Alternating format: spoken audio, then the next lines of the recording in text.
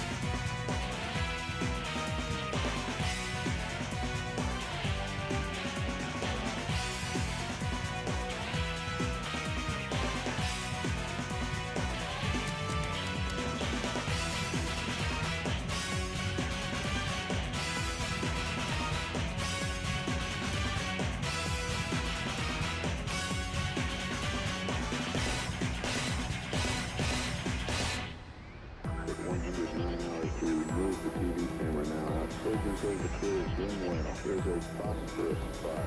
Laser.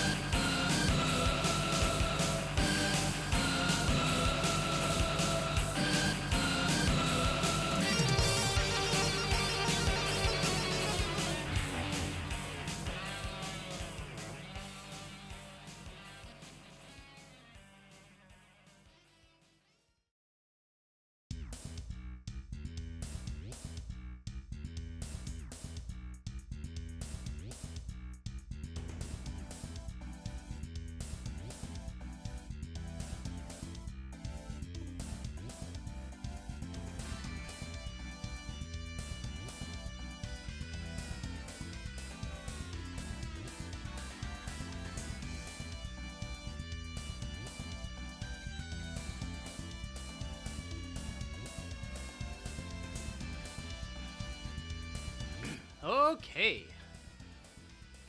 How's it going? Another fine weekend even. Just playing old video games. Like this one.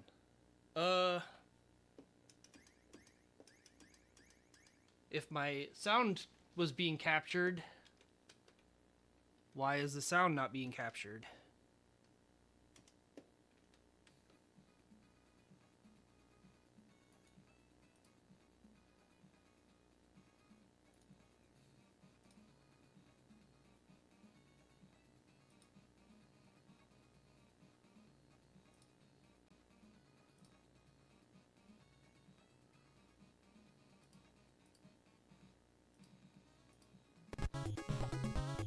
There we go.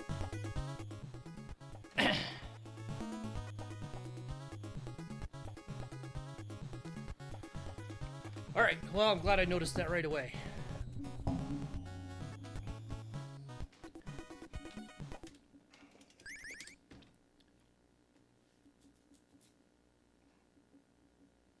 The Adventures of Bayou.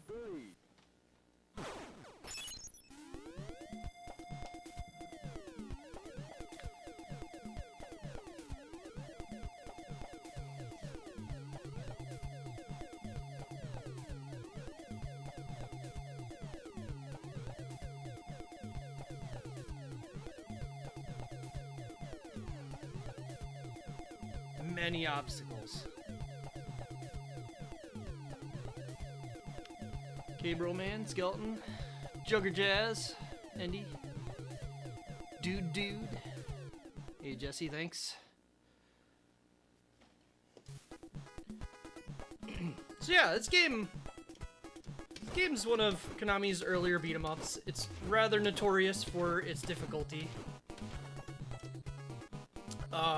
Mostly, you know, the beat 'em up stages aren't considered easy by most people, although they do have some pretty simple stuff. Really. But there is some other stuff later that gets a bit more dicey. Guess I'll play a little bit better.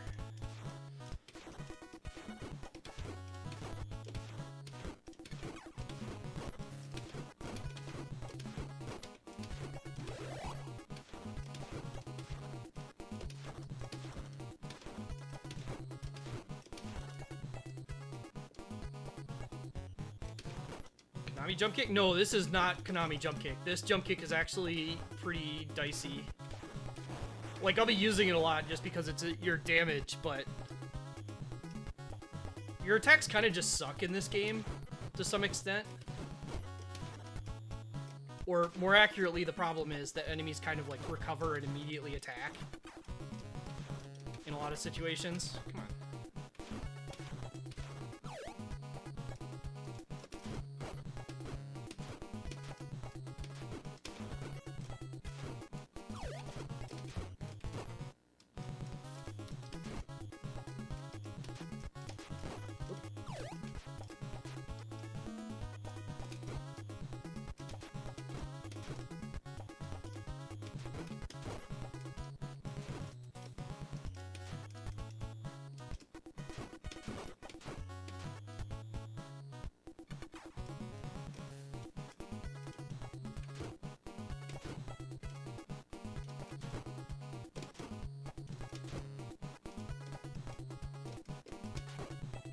And you're like kind of on ice feeling type deal.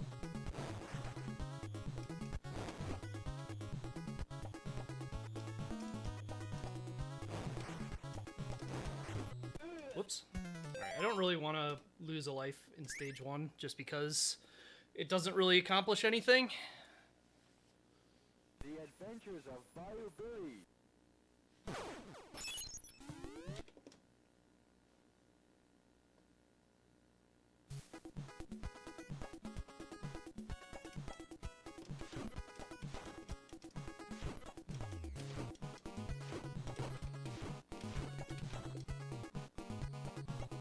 Is that a one-hit KO? No, I was at 1 health. Because I got my ass beat by the rock throwers.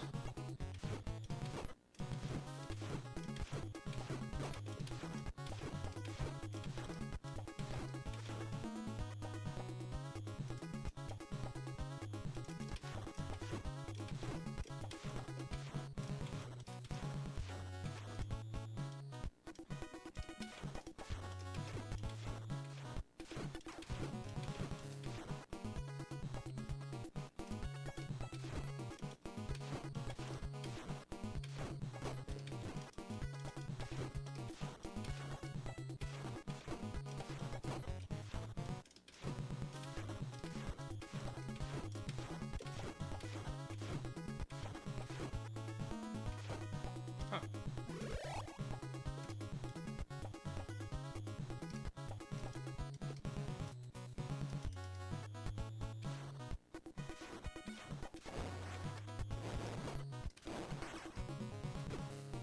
You ever just punch a bird?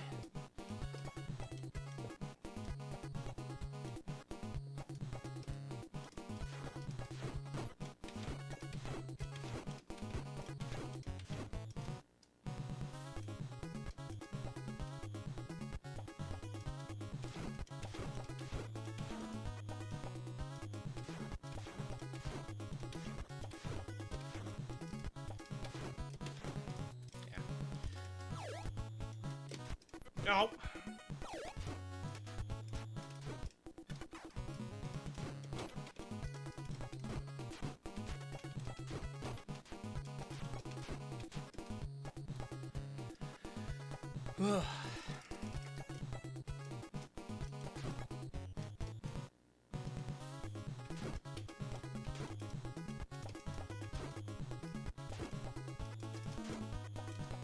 So yeah, it does tend to, like, if you kind of walk around a bit, you can avoid the situations where the enemies counterattack too much.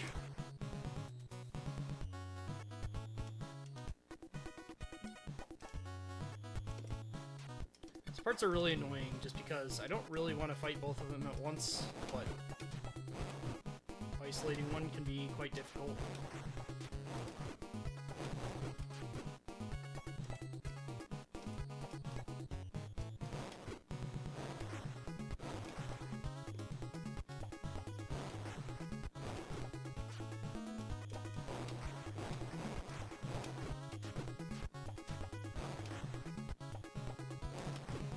And pretty much as long as you attack, even if you attack the wrong direction, it usually gets them.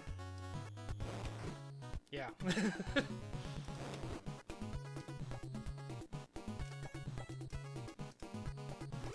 Go.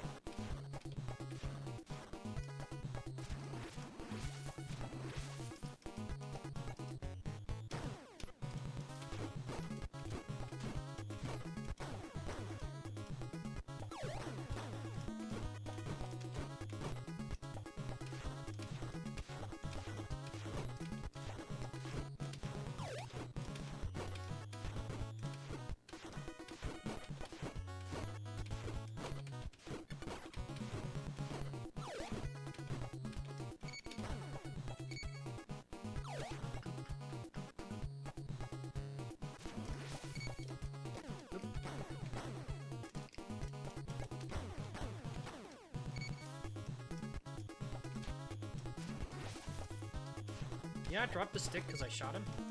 Huh.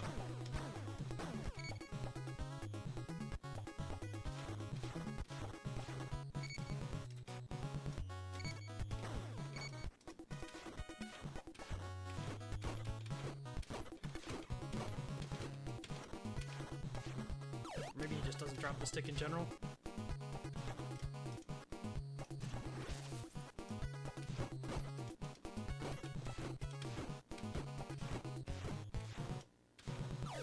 Being a little careless, but we should be at the end of the stage, I think. I think this is it.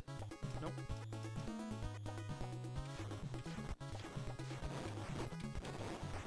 So generally speaking, the gators you can just, like, run away from.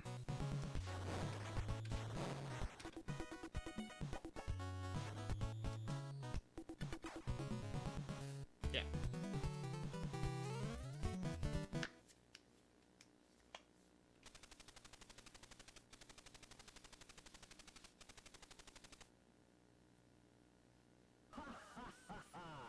Ha ha ha ha!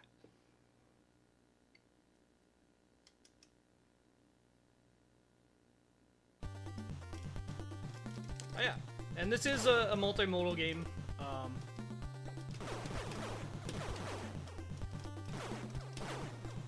These segments are pretty straightforward. It's a little bit more known for the other mode of gameplay, though.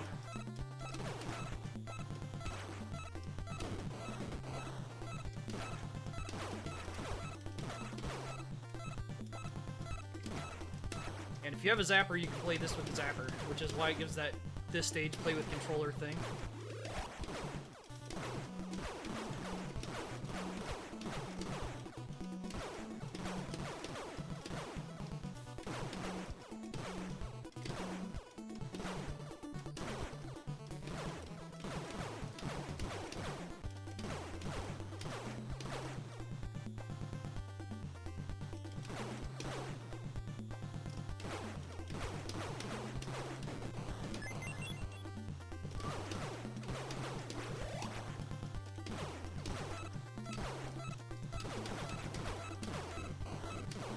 Killed 0 enemies with that star.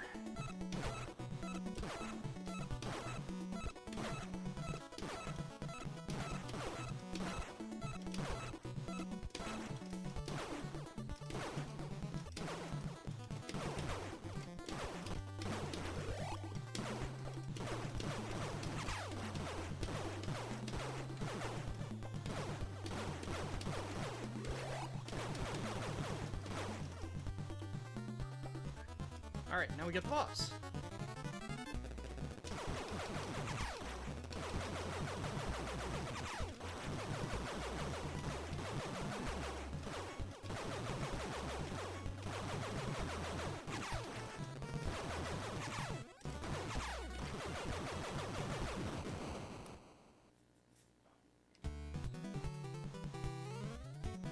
Yeah, you just keep it in the P2 slot. You don't need to switch. They're not that mean.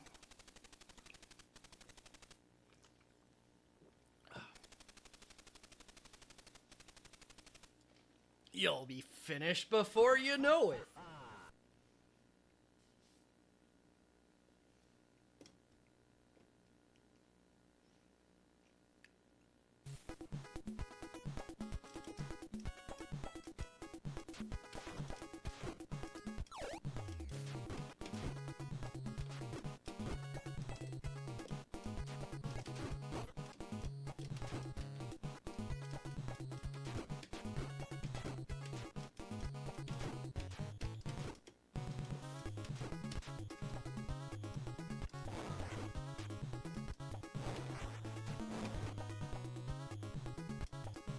I don't actually think I need to fight this one.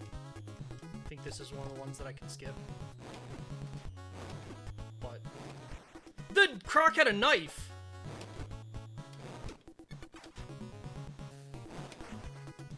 The chicken is one thing, but a knife.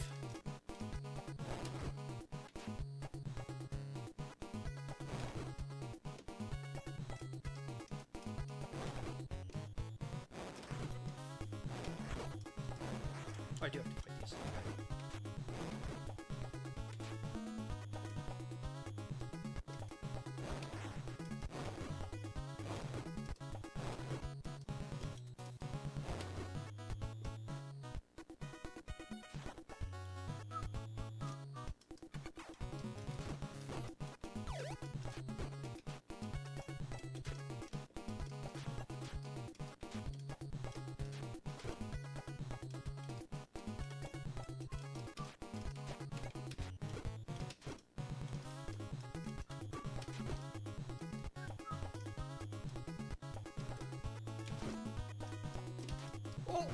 Oh,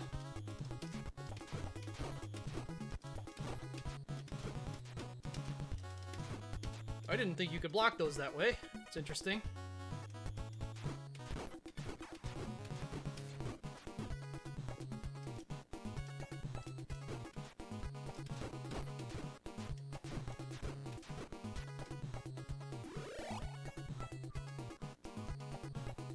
See, I don't think we fight the boss in this stage. I think it's one of the following ones.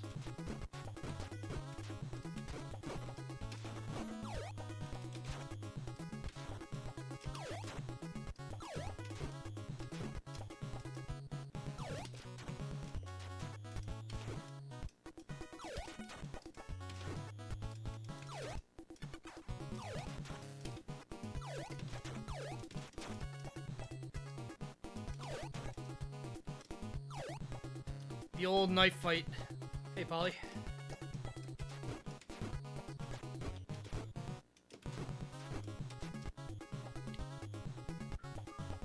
Oh, it is this stage. Okay.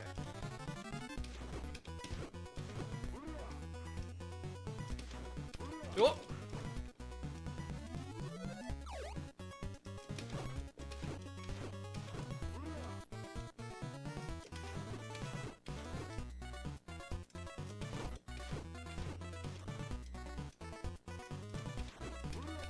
Oh!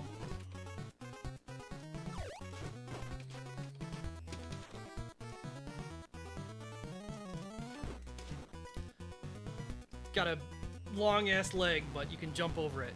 Alright, now's where this game really gets exciting.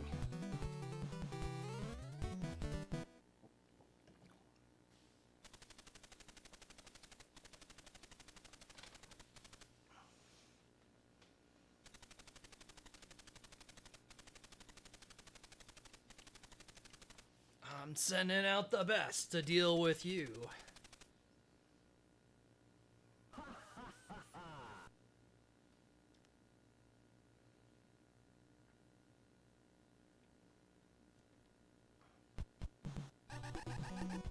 Alright, our casual 130 mile per hour adventure on a dirt road.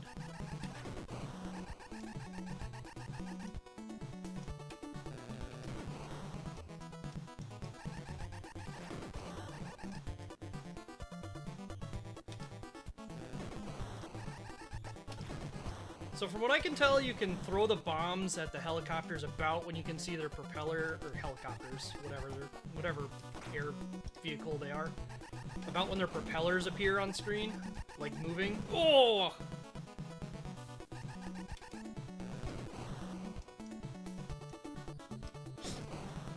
Well, getting got by rocks.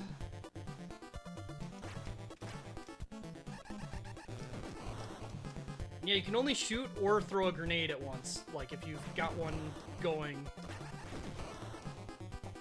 then it won't let you shoot again or throw a bomb.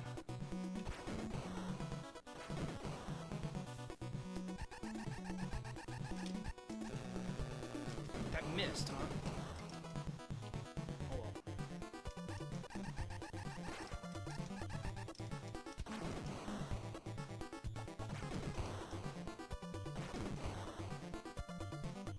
Oh my god.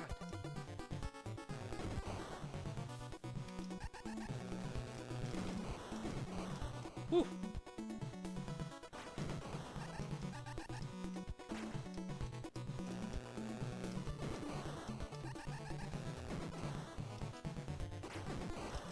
Oh, well, I missed whatever that was.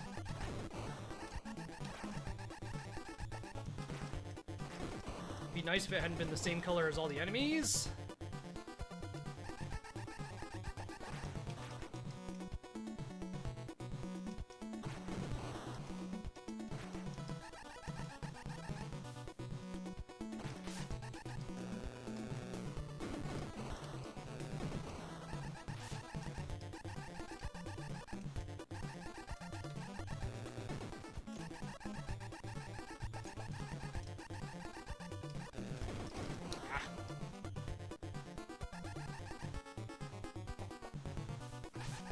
Well, we should get to the next stage at least. Not with great lives, but that's okay. This is not one I expect to one and done. Hey, Graf. Spinning robot. This game's good. It's fucked, but it's good. Did you enjoy your drive? The fun is over now.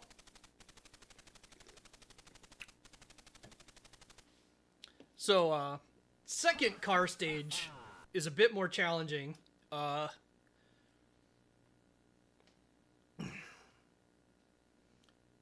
Unlike the first stage, a lot of these turns you just can't make without slowing down.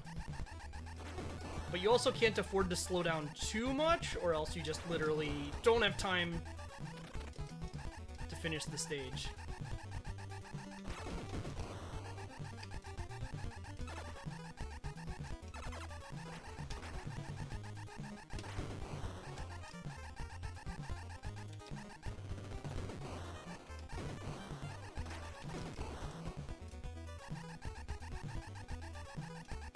Oh, really?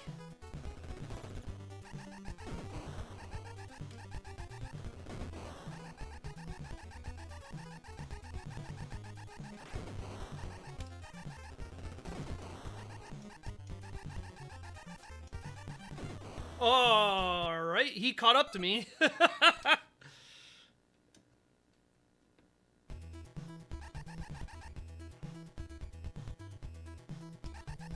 only get 2 lives back though.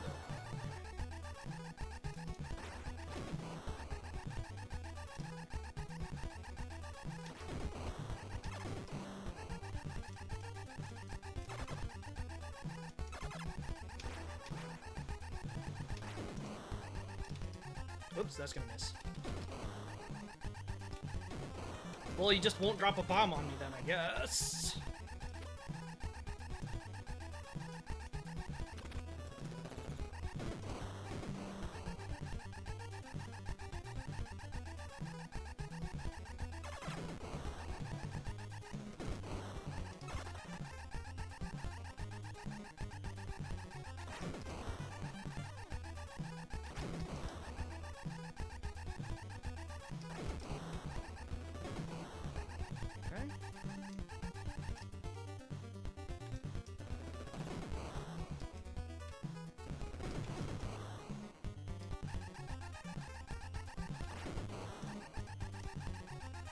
And so it looks like it's actually pretty important that I shoot all the vehicles, because they can catch up, and I don't have any way of dealing with that.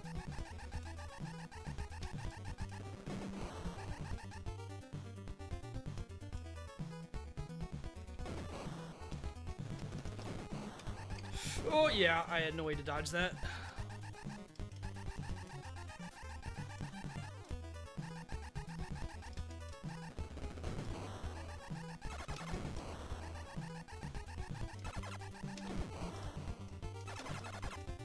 He's gonna catch up.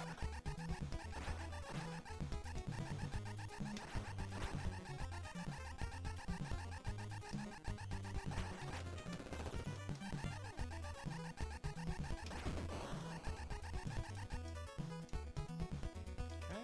I despawned that guy by just being slow.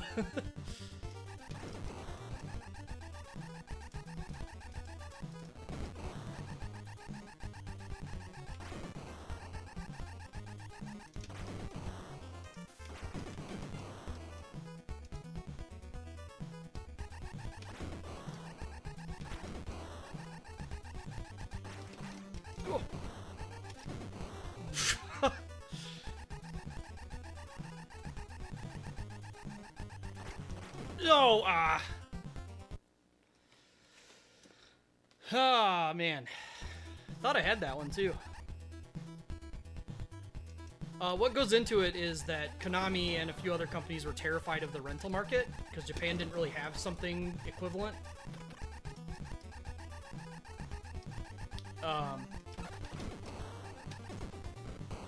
The arcade days also had a little bit of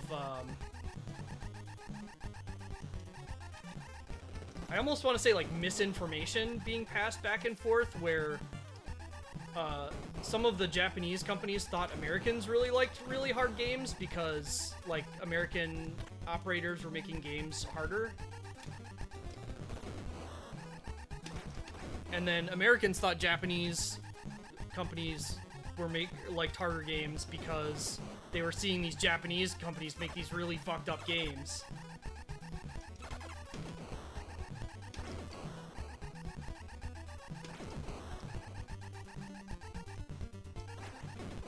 Okay. Hey, Athena.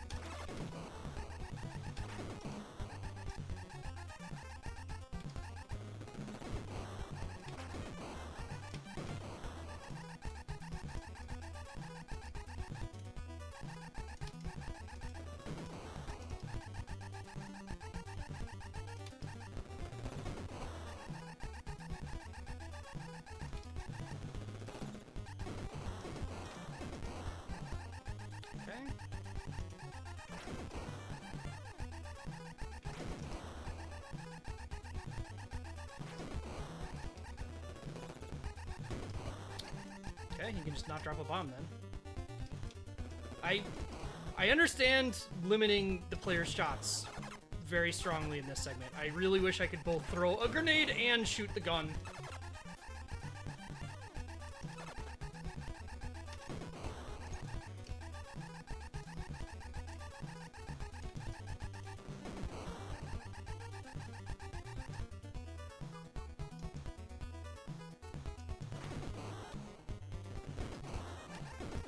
That hit, huh?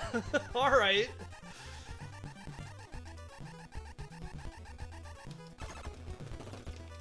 Oh, I'm dead. Yep.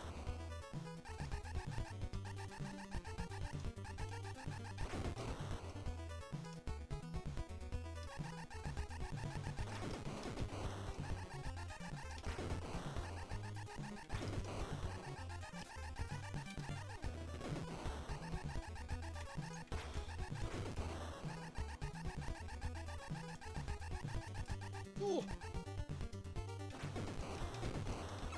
It's not a car.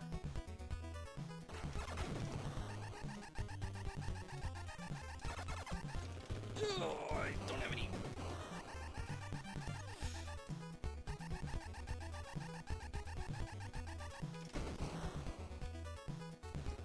Oh, that really confused the shit out of me with how those sprites stacked over each other.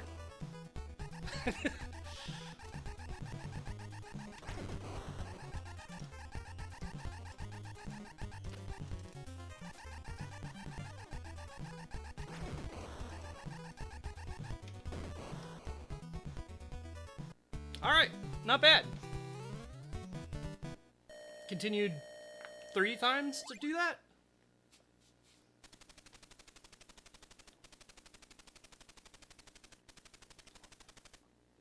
Go back home and catch some alligators.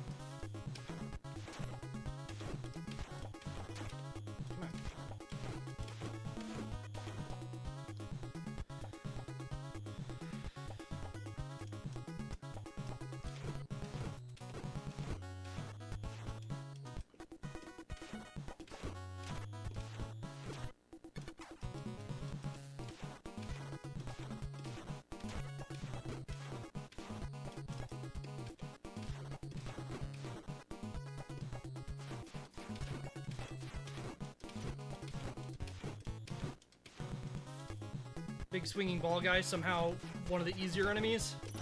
Whoop. Save right before getting hit.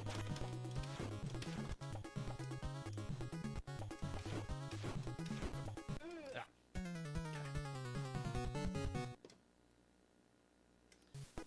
Yeah, Konami definitely had a sound font that nobody else was able to mimic at all.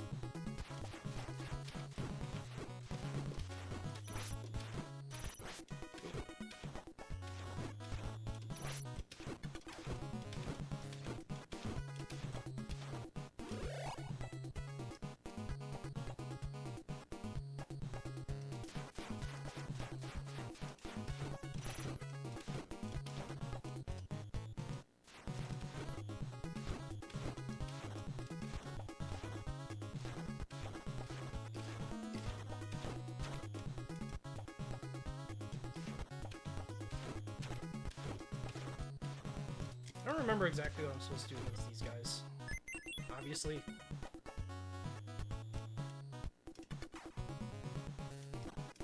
Dynamic entry!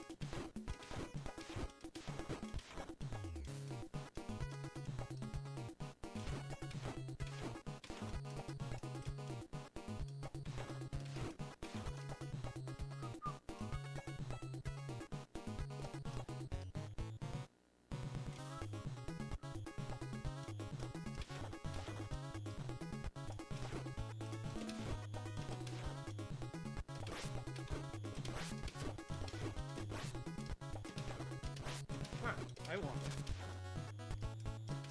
Not you, me.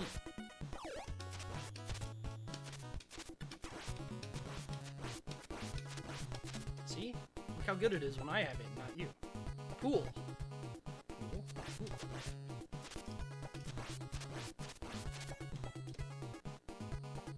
So yeah, Whip's pretty good. Changes the game dynamics slightly.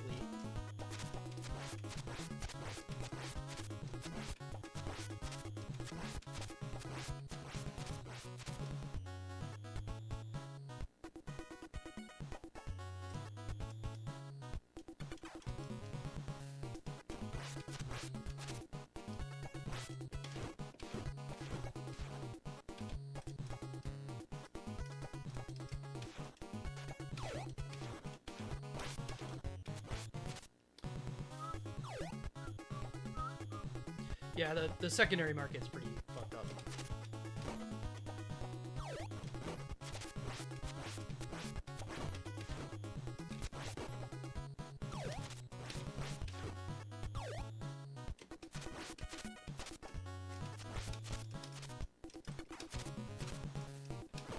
Whoop.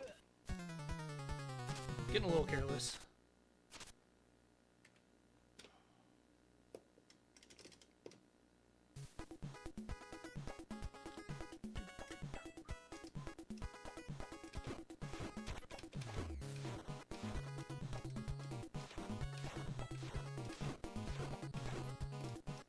So yeah, generally speaking, waiting for enemies to come to you in this stage seems to be better.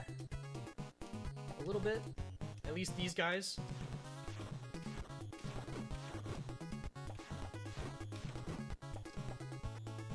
Fortunately, they don't have much health.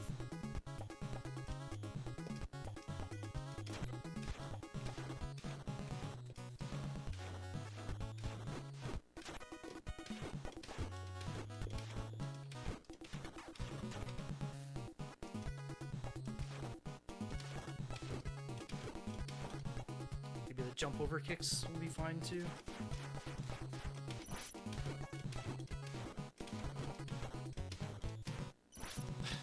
So one of the things about this game is if you want to like turn around and do something, you do have to like wait a little bit or you get back jumps and stuff, which is fine. It's not like a problem, but it is like something to keep in mind when you're doing shit.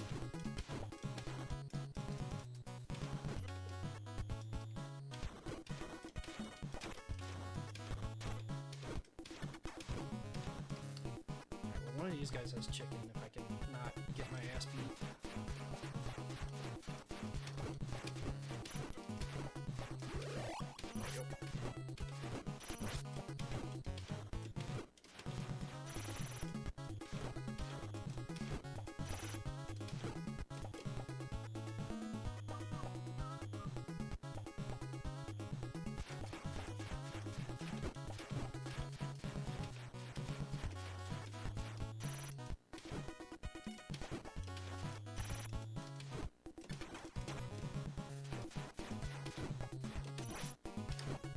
Didn't do the attack start. Weird.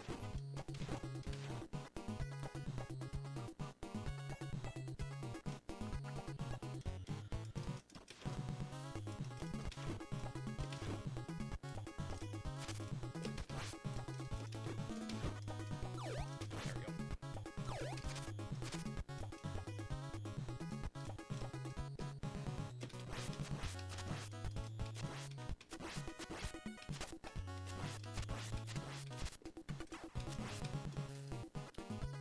I like how they just gun it for the whip once it's down.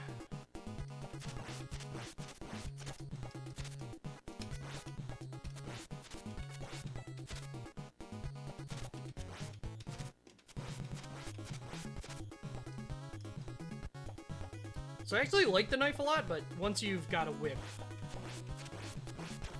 Whoa! I'm not sure if he threw a knife at me there, and I just didn't see it because of the sprite limit. Or if I just really was in that kind of range.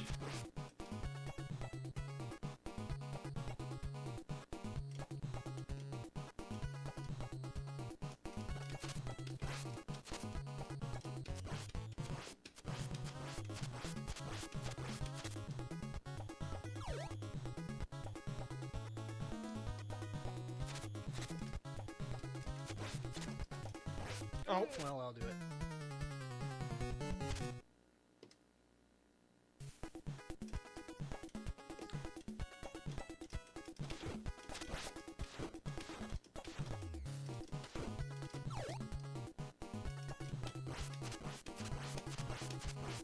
Nice of them to put a lone one of those guys in front of this to give you a whip before the bigger fight.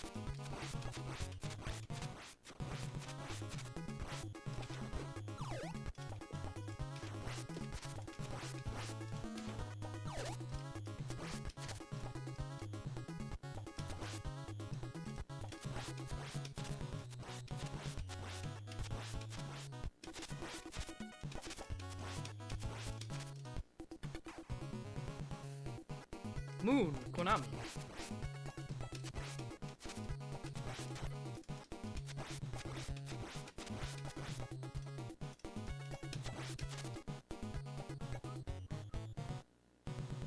Yeah, they did a pretty good job with not making the whip just feel like it's an immediate win or anything. Like, it is good, I'll never claim that it isn't, but the enemies do kind of like try and do shit about it.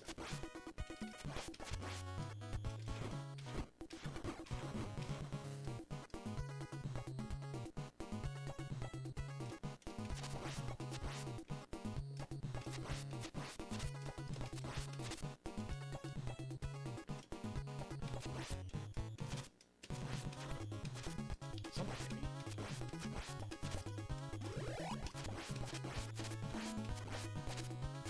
I could have saved that for the end of this fight, but these guys are usually pretty simple once they're isolated to a side, so...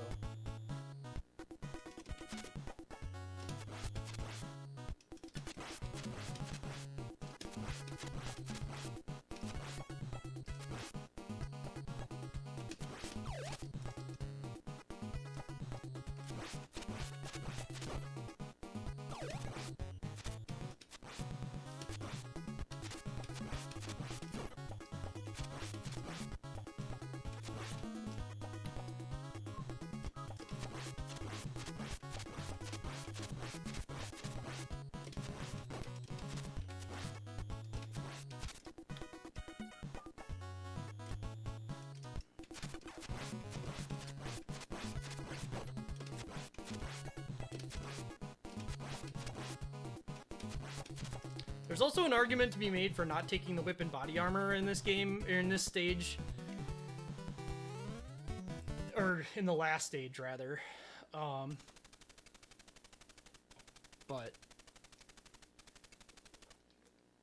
Did you like the present I sent you? I love this, like, very threatening language that if you took at face value is just niceties.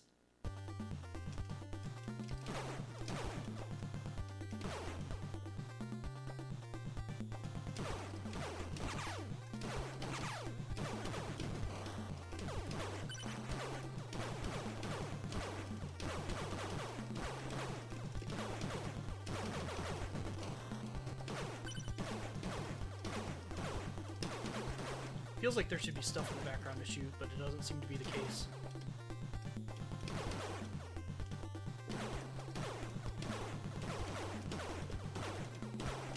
Eventually they'll give me a health pickup, probably.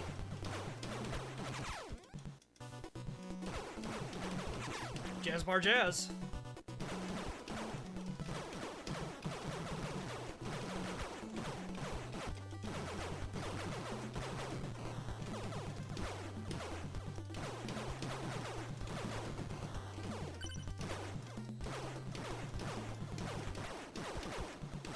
I think I saw a drop just get scrolled off screen there.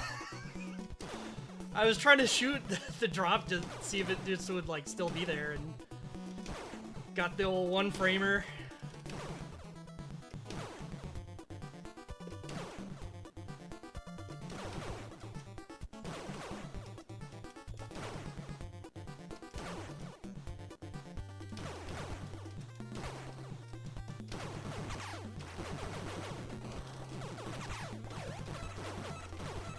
Buys me some time.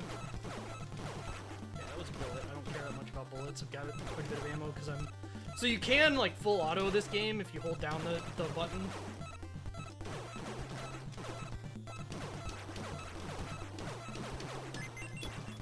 But in the interest of efficiency, I think you're better off tapping.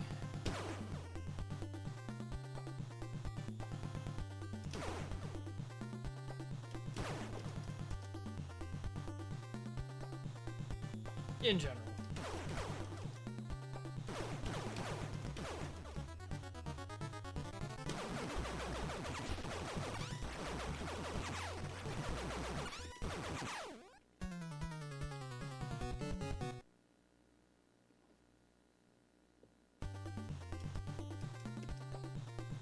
Okay. These guys I'm probably better off full autoing.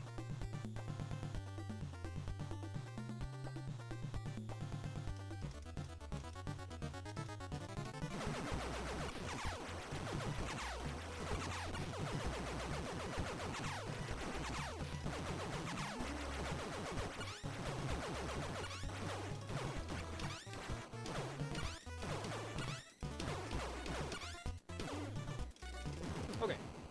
I'm not sure I'm not sure how you're supposed to not take a bunch of damage from the big guy, but whatever.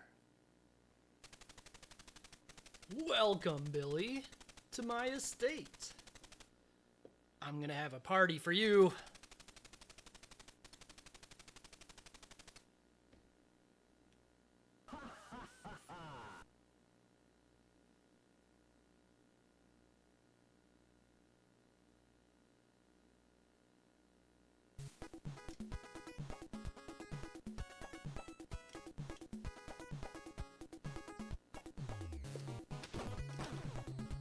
This guy's got a gun. Ooh, they've all got a gun.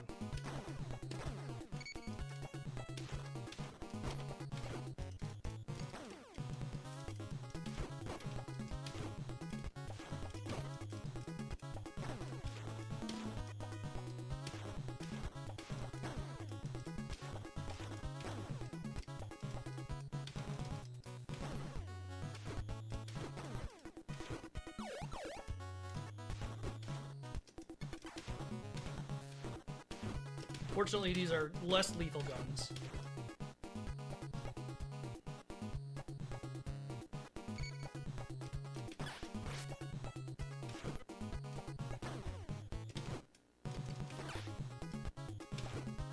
You guys all have body armor?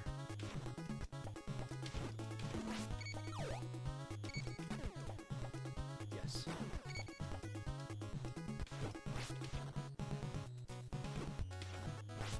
Oh, okay.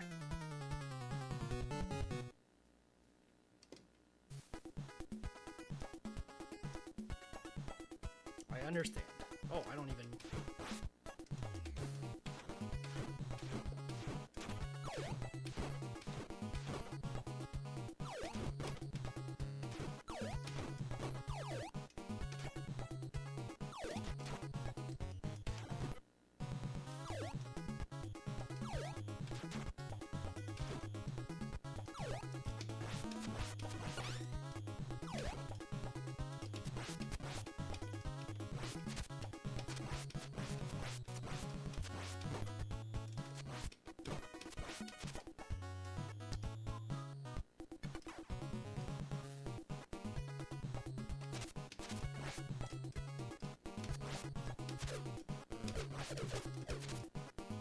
guy's sending dogs after me. Really weird sounding dogs. Okay, I don't think that animation he's doing is actually an attack.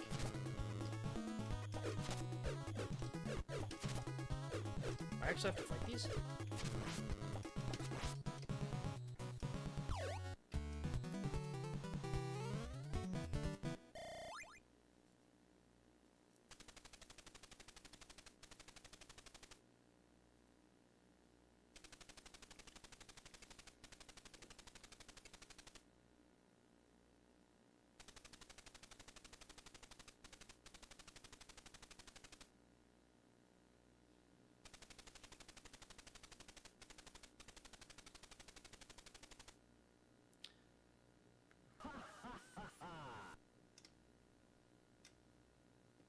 So I think I still have the armor from the last stage.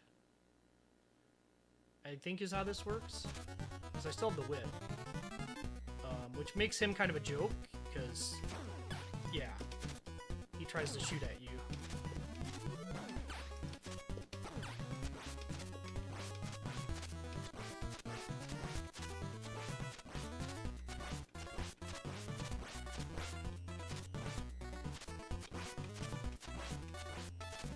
But if I remember correctly, the way it works is it makes these two idiots have a shitload more health. But I'm willing to deal with that.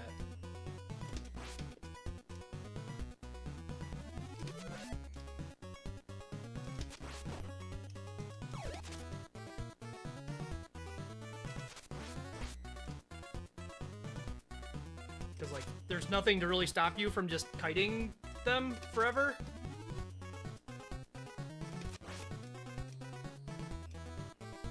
Like, it's not like there's a time limit or something in this game. They are closing in a bit.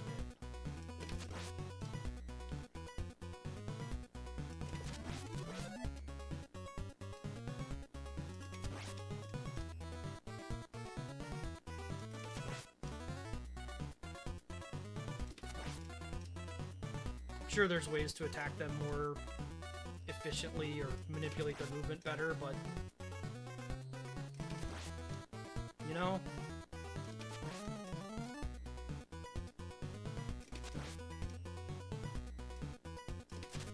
whatever.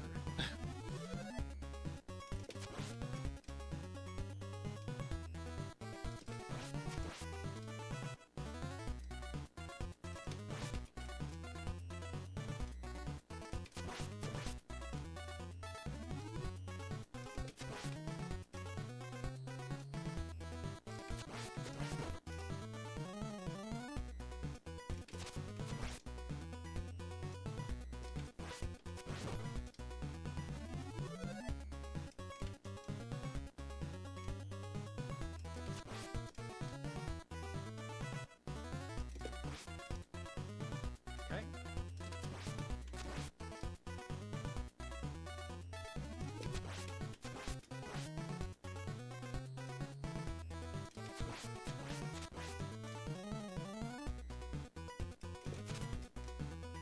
Turning around is... Nice job.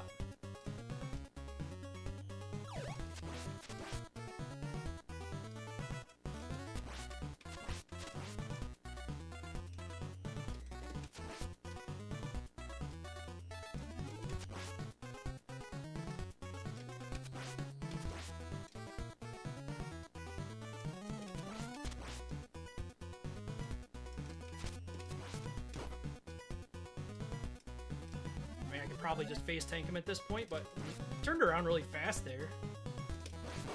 There we go. Well, that wasn't nearly as bad as it was in my head.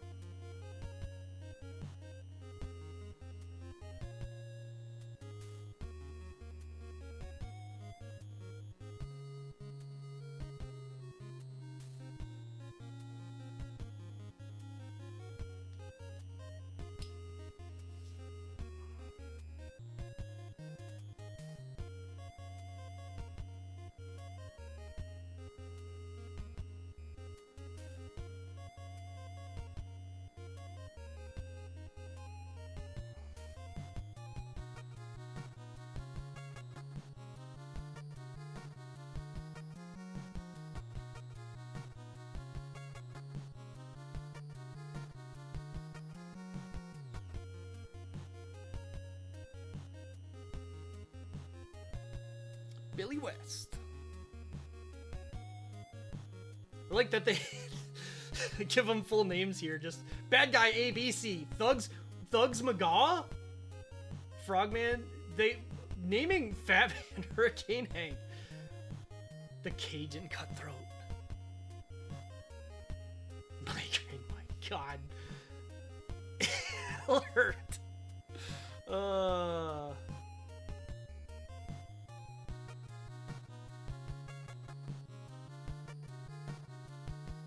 Rocky Rocco. Torture.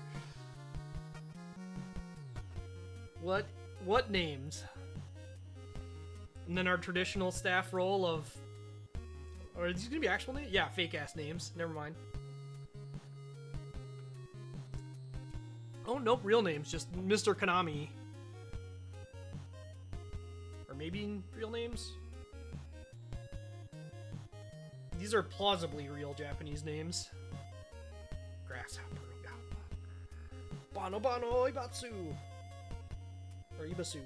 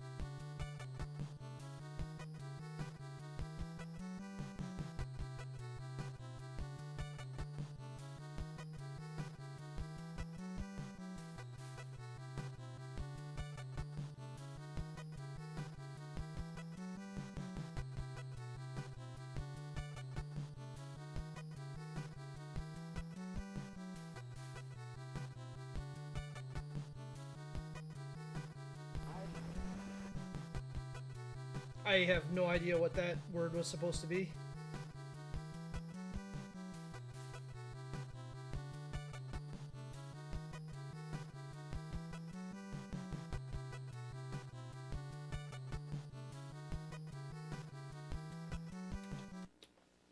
And then it loops.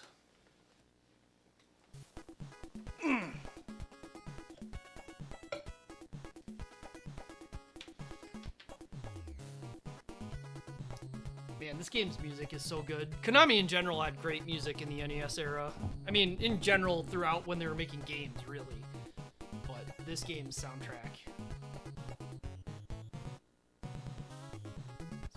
fantastic. Alright.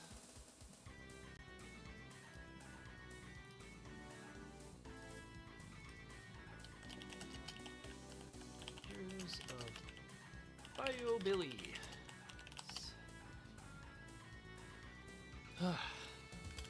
See, I want to check one thing quick, because I'm pretty sure in my head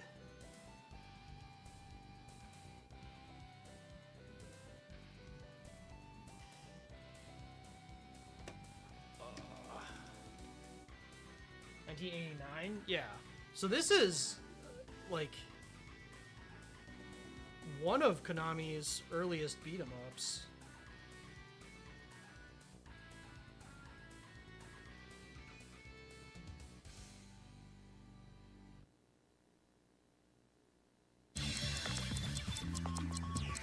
There's Crime Fighters on arcade, TMNT. It's certainly the first NES beat 'em up they made. Well, apparently I got disconnected from chat, so if people said anything, then I'm sorry I did not see it.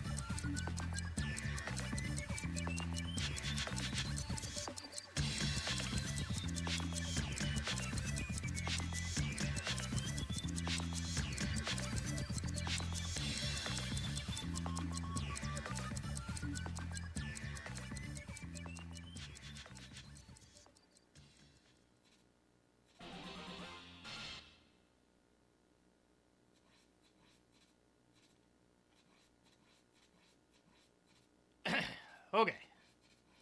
Music's loud. Well, right now it's not. Yeah, unfortunately, one of the problems with the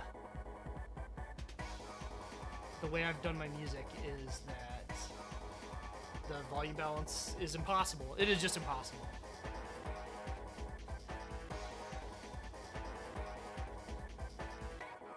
Someone in the credits was called Shimoneta, which means dirty joke. Fantastic.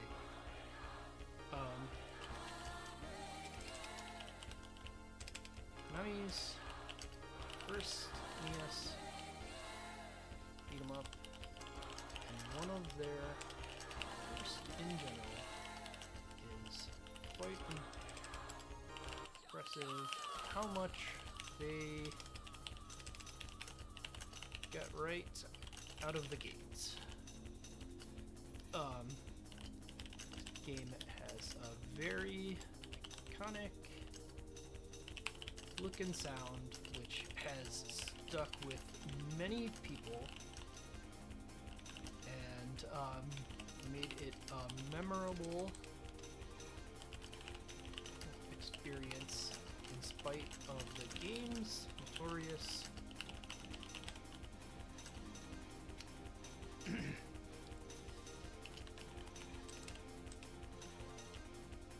enemy behavior, especially their ability to attack out of hit stun in many, has made this a difficult game for many people to approach, but it is manageable. Just type entirely the wrong word. Once you learn to avoid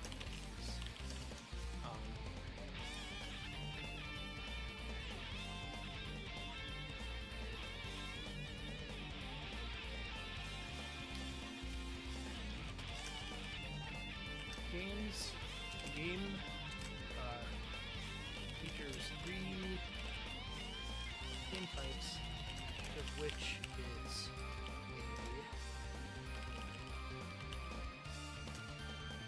a reasonable game in their genre, and none, and although the driving segments are notorious, very poorly remembered,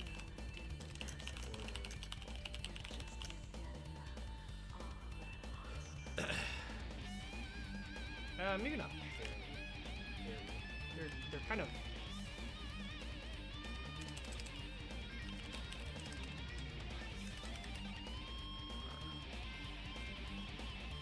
yeah, I'll just say just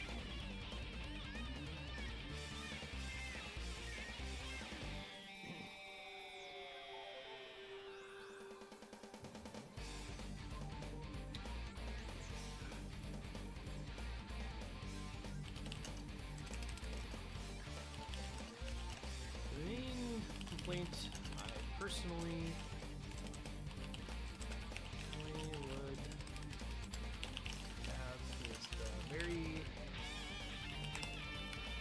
free movement, which is something Konami stressed in their other games. But for a first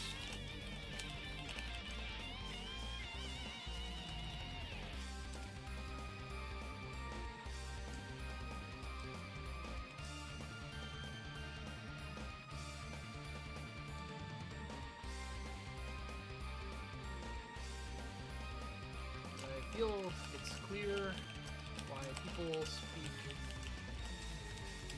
positively about this game, even if it was impossible. Because I think one thing that like kind of gets overlooked is that when you're a kid, like a lot of times as a kid, you didn't expect to beat every game. Like there are so many games as a kid that I had that I never beat and I loved anyway because it was just fun to play the stages. And you know, the driving stages are a little rough. I definitely think they could be a bit better about that. But in general, I feel like this game very much accomplished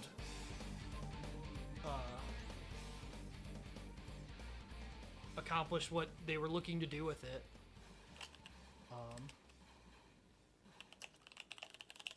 This game to anyone is a casual,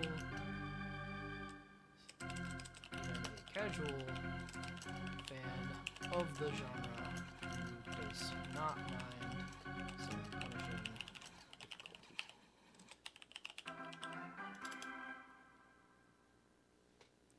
Yeah, and I guess I didn't really speak to that. It was kind of like a product of the moment where Crocodile Dundee and that type of like Australian outback guy was kind of a popular trope in the moment. So it also kind of had that where it was capturing something that happened to be in vogue.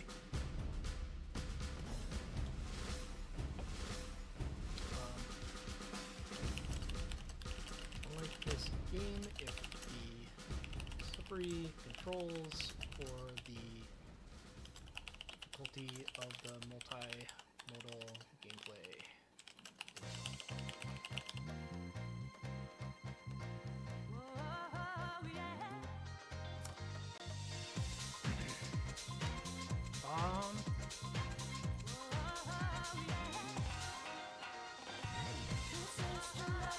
This is a difficult one.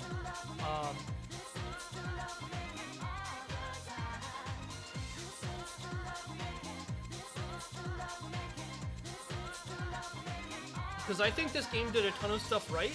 I think there's a reason that people like know it so well. You know, this is a game that pretty much anyone from the era with like a passing knowledge of the NES library probably remembers to some extent, at least.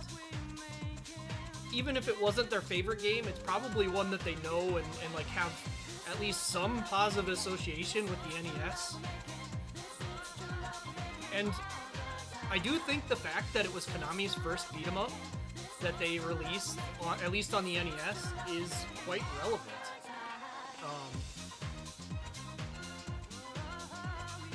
I think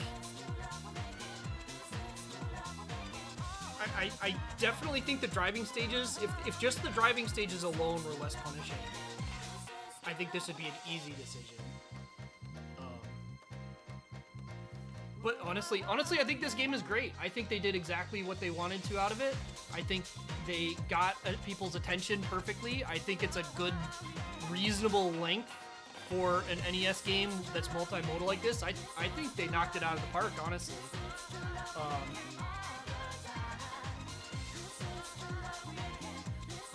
Honestly, I've not really played Mad City. You know, I didn't have any other plans. I assumed this was going to take longer, so why not? Why not see? Usually I don't do stuff like this, but we'll take a look at Mad City.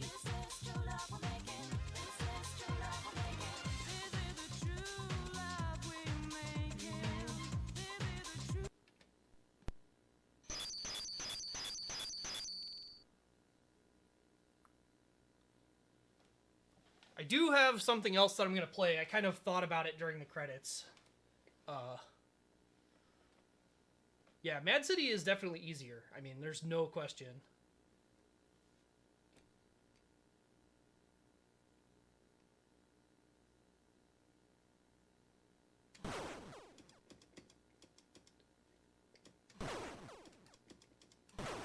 Why does that last 2 seconds?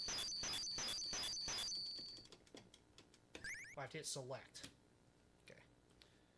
I'm assuming they didn't change it and that game B is still the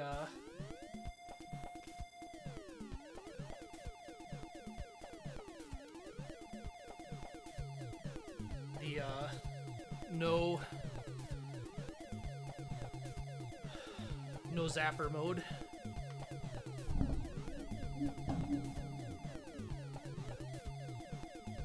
Game A is controller only in Japan? Okay.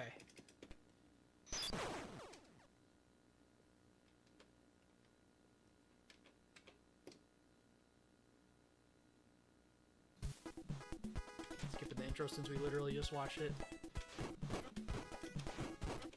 So yeah, you can immediately see the enemies just have a tremendous amount less health. These guys are dying in 2 jump kicks.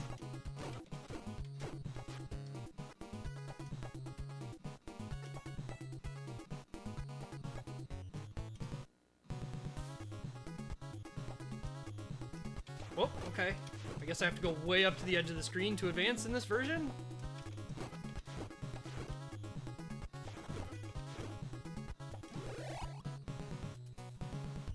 That I don't like. You just get weird little land masses instead of the logs. So they made actual mechanical changes to the stages too.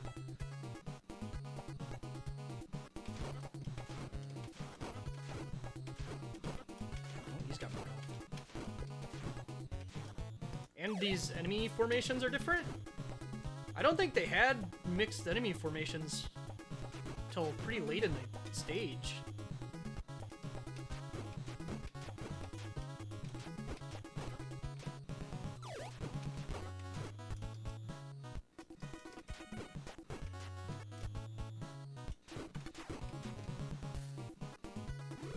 Just clobber people.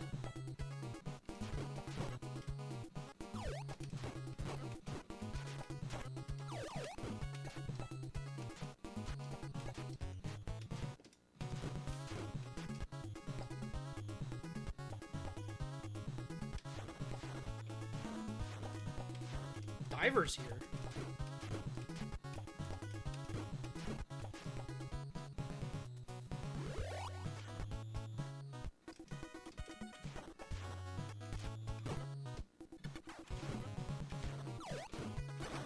Oh, I broke the stick on his body armor.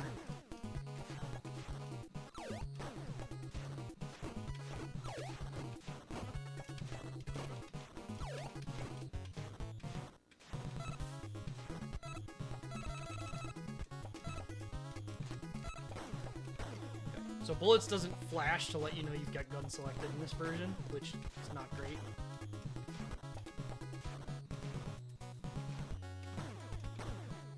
Definitely an improvement.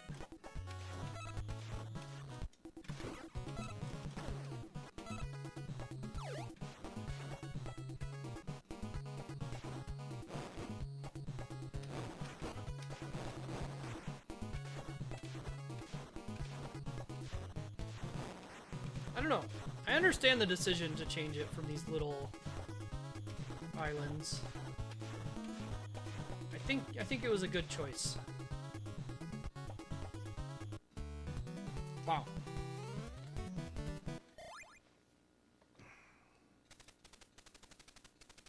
Oh yeah, and Annabelle has a dress in this version, which A was changed, and B is sort of a censorship thing that we'll get to.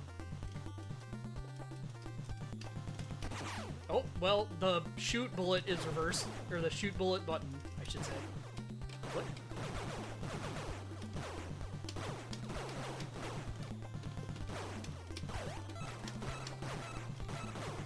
Or there's just like, there's like some delay. Like if I tap the button, it almost feels like the auto fire is always on and I have to wait for the first auto fire interval before it'll shoot.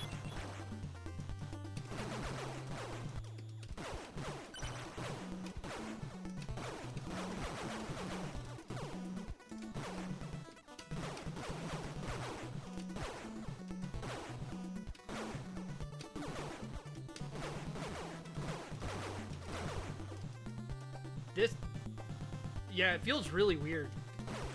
There's something going on, because sometimes I can press the button and it'll shoot basically immediately. And other times it, like, sits there thinking about it. Which, yeah, makes me think it's firing only on the auto-fire interval.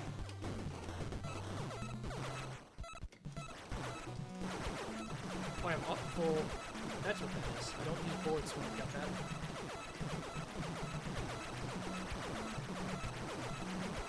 was wondering, because there's no time limit in this, so a timer seemed odd. I guess I should clarify in the game name, so this is Mad City.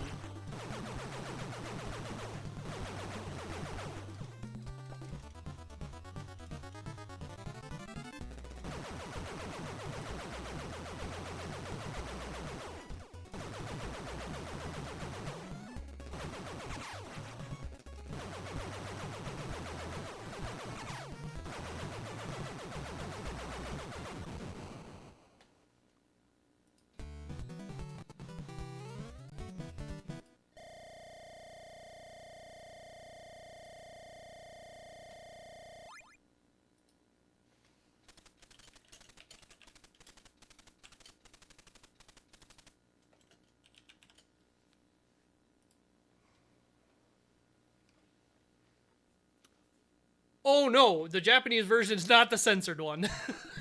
You misunderstand that statement.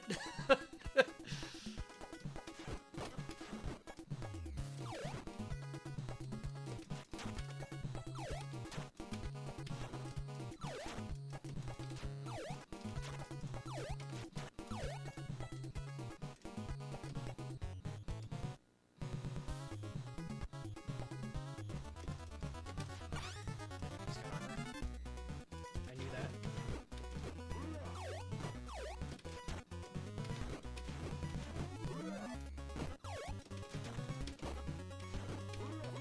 Oh.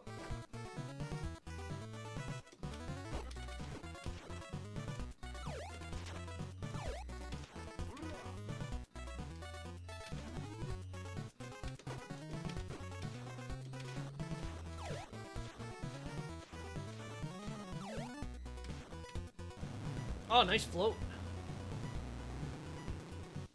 Alright, so the car stages are where I think probably the biggest difficulty difference is supposed to be.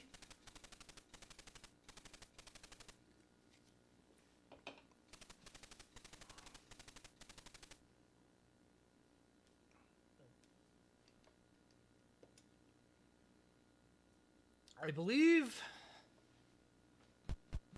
yeah, so you can see the road is just way wider. With that said, your car kind of like drifts a little bit.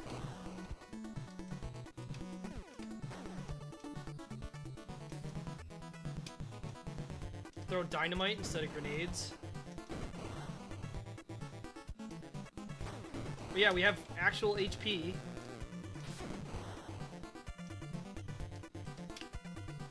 And this just, like, generally doesn't feel as good. Like, just driving the car doesn't feel very good. Whereas, like, the US version, like, yeah, it was kind of fucked how it worked, and it was hard.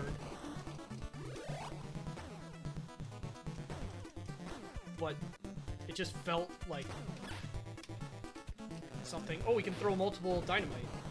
Yeah, and we don't get killed instantly. Although we did take a shitload of damage from that.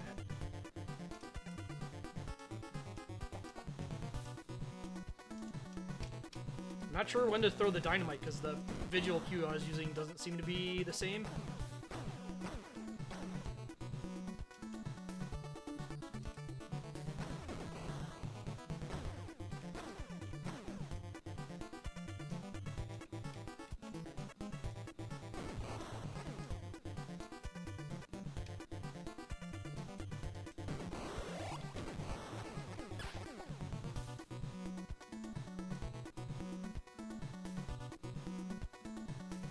It's kind of incredible how much they changed this, actually. Like, you don't even really turn that much, you just kind of drive.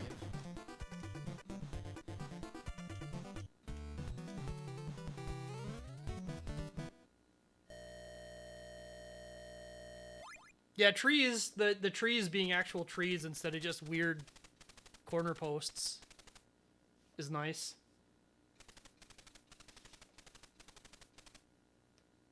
Am I remembering the wrong game?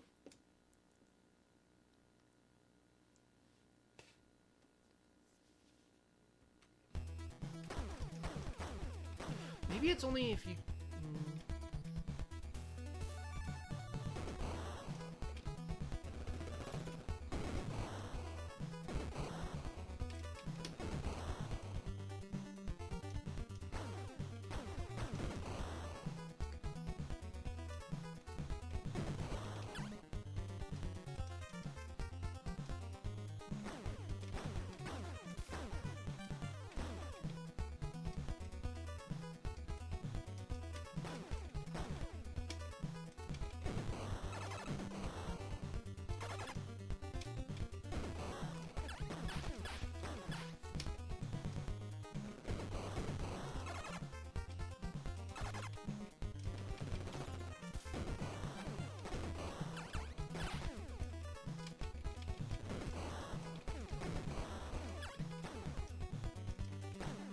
Like, it's just as kind of a boring stage instead of the...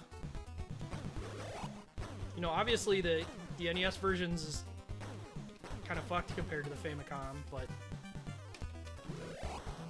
this is just not that fun.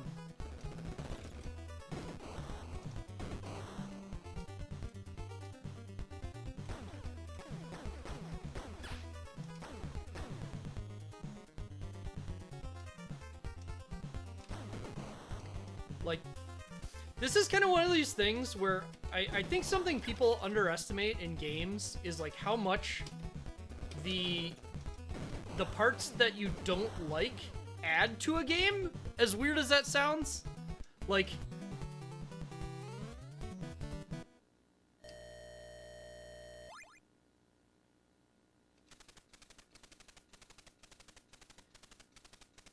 people,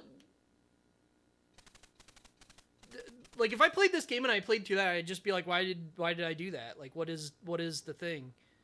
The US version, you get to the vehicle stages and you're sitting there like, man, here we go. Here's the thing that I've got to deal with.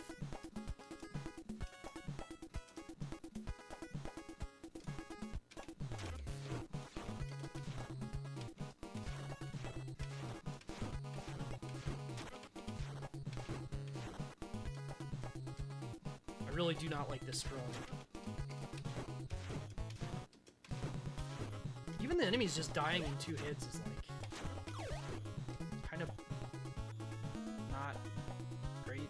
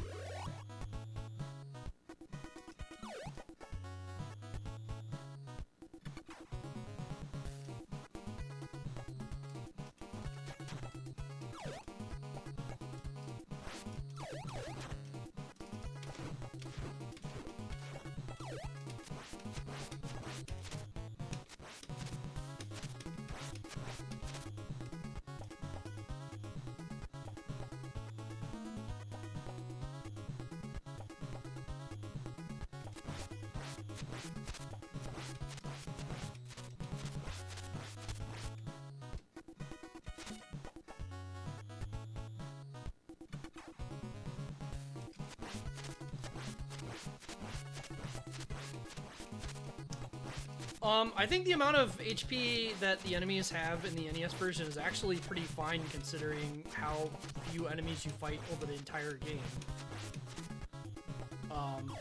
I think this stage you could probably trim a couple and keep the bigger health and it would work out pretty well.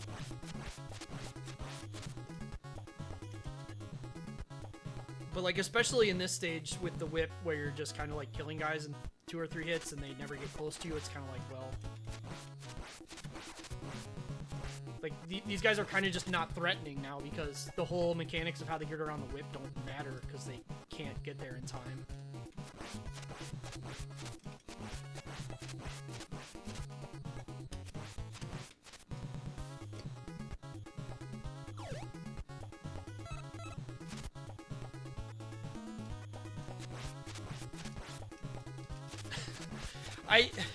I understand exactly why you say that to describe them, but just describing one of the enemies as the shirt guys is very funny.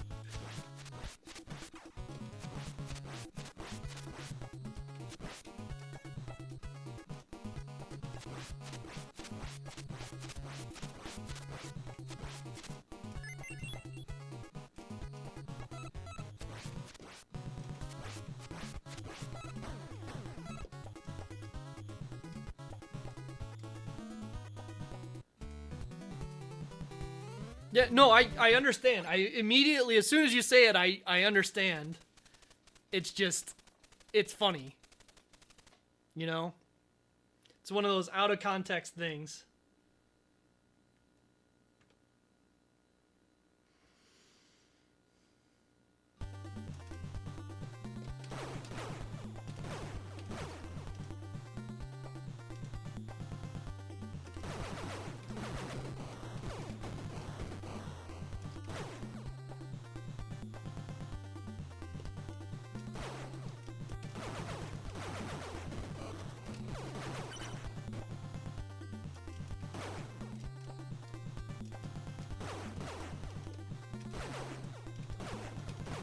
The fact that I, like, kind of can't conserve bullets as strongly because of how I have to shoot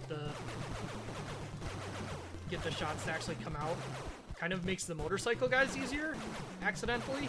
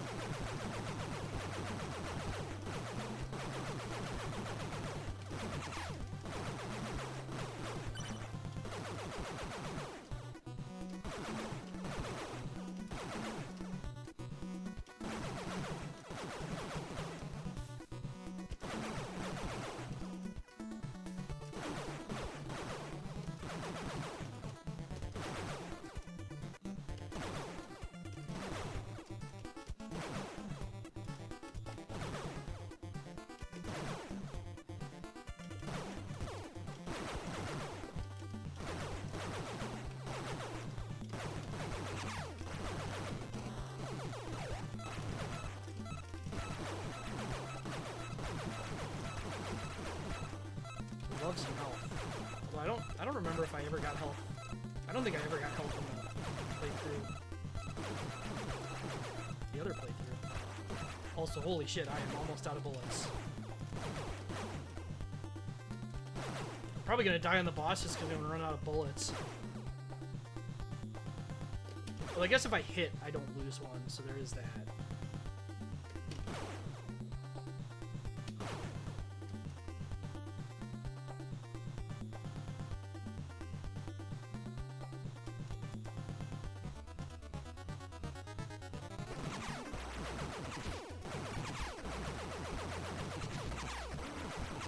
I feel like I just need to kill him right out of the gate, and then this guy's fine.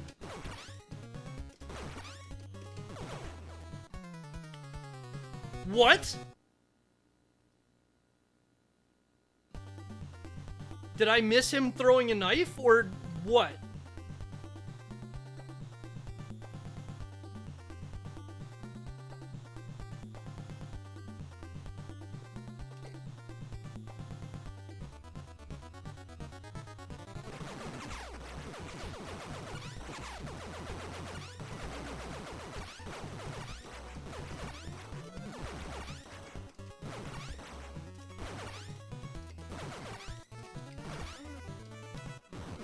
I have no idea what he killed me with the last time. I don't feel like there was a knife anywhere on screen except the one that he had just thrown and I had, like, literally just shot it out of his hand.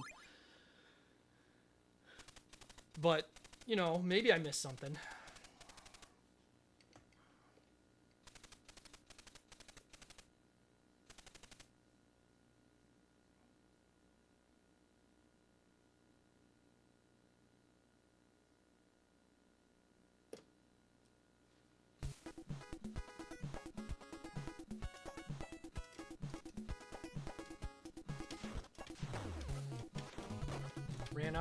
Ran out of bullets could be it.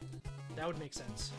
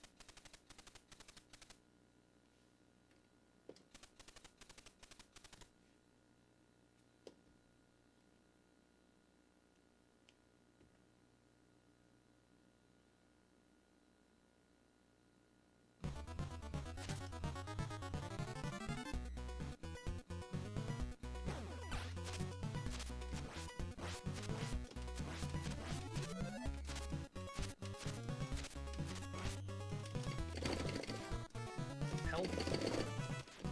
Face grab?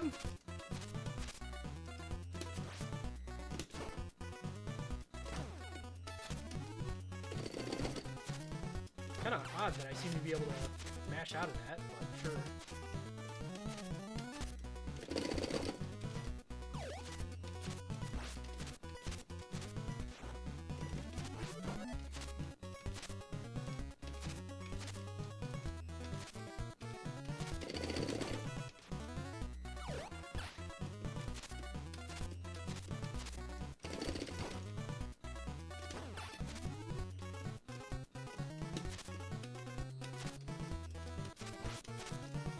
Not sure if he's more slippery there or if I just didn't corner him the same way and it all happened from there.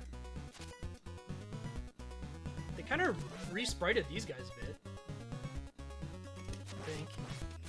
They had more, I feel like they had more white on their armor.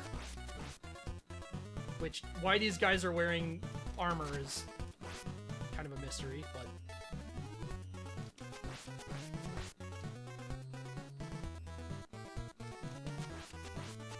I also feel like they're slower.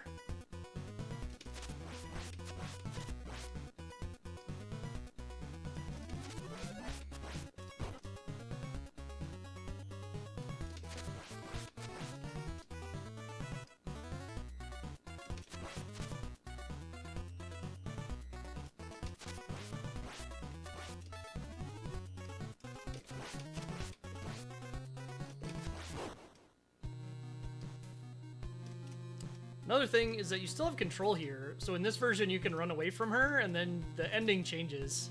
You can run away from her for a while and get silly things. Hey, Gigaboots, how's it going?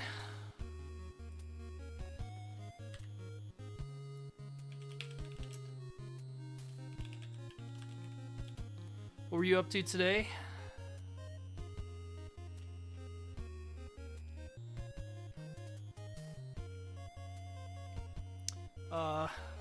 For anyone who hasn't been here, just finished Zombie U. Nice. For anyone who hasn't been here, I'm Murphy Gator. I mainly play a lot of beat-em-ups. Saturday mornings, I kind of work on this project where I'm essentially just trying to beat. The main goal is just to try and beat as many beat-em-ups as I can. And so turns into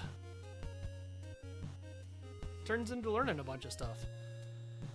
I actually already beat this game today. I had more time because it didn't take me that long to beat the US version, so we just played through the Japanese version and only died once. Is the Japanese version playable? The US version's playable. I actually think the US version's quite good. I think there's a good reason why it's as well remembered as it is, and I would go so far as to say I like the US version better. The Japanese version, the vehicle stages are a lot easier, but they're a lot easier in a way that's just boring. Like, the vehicle stages are just kind of boring in this version. The enemies having no health just kind of makes fights feel, like, unimpactful. Like, you can just kind of faceplant your way through them. But, you know, it's not bad by any means, but I think the US version being the way it was is one of the reasons it's as memorable as it is.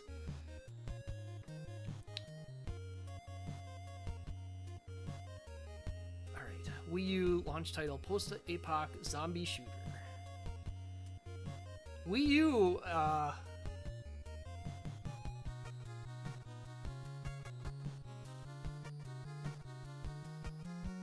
Wii U definitely had a pretty poor history overall. It's a tough console. It's a shame. When the Wii U came out, I actually kind of wanted one just because I thought it would be nice to have a console that would be easy to play while like relaxing, since the hand, you know, the hand console thing really really was like conceptually interesting to me as a way to play a game casually and not have a full TV setup. But,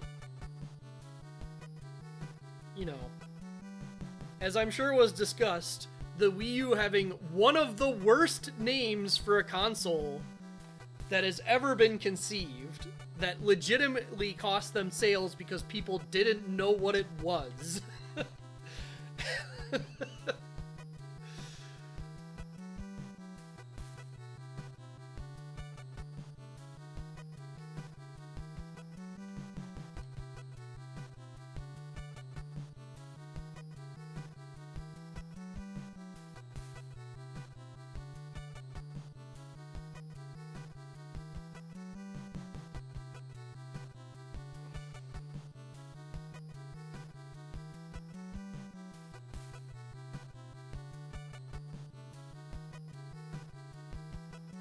Alright, well, I guess we can look at other games that Konami made. That would probably be the easiest thing.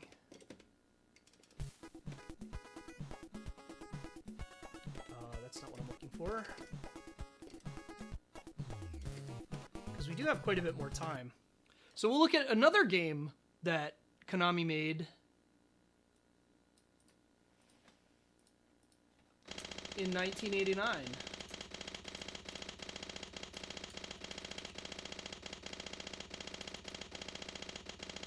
Probably a bit loud.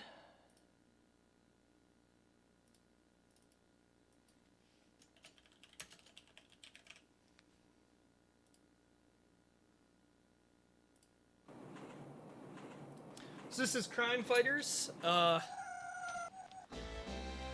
This is pretty well known as the game that Konami made that they then like followed up with Vendetta, which is a pretty significantly more well-known game. But yeah, this is Konami 1989, baby. This is another game with significant regional differences to talk about, too.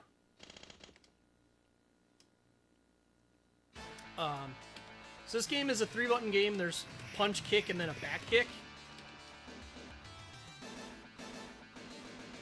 The back kick is quite good, to the point where it was essentially removed from the US version entirely.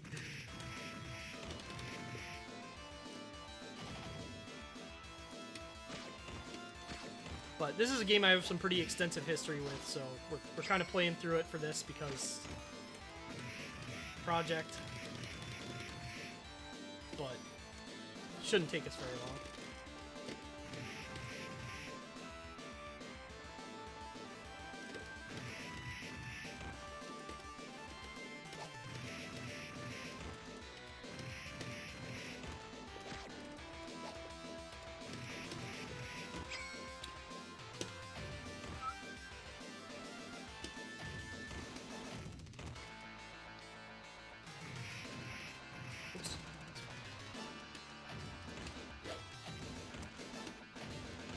So,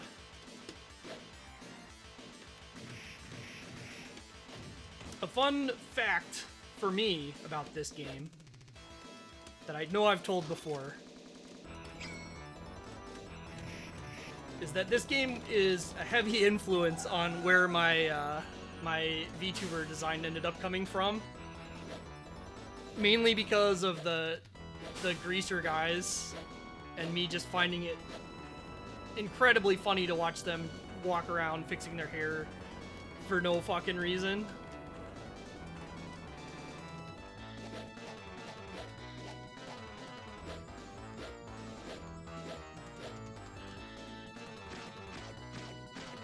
And this boss just kind of, you wait, he spins and then he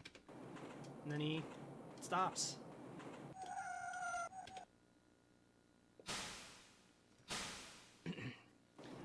A lot of people have kind of like disliked this game. The hitboxes are pretty short. I don't think they're deceptive, but kind of one of the things about this game is it came out the same year as Final Fight.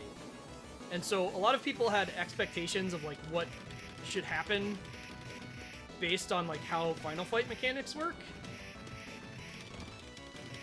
But obviously they don't. This is a interesting like thing about how the game works is enemies, when they're out of health, they just stop attacking. So this guy will just sit here fixing his hair. We're just gonna let him be.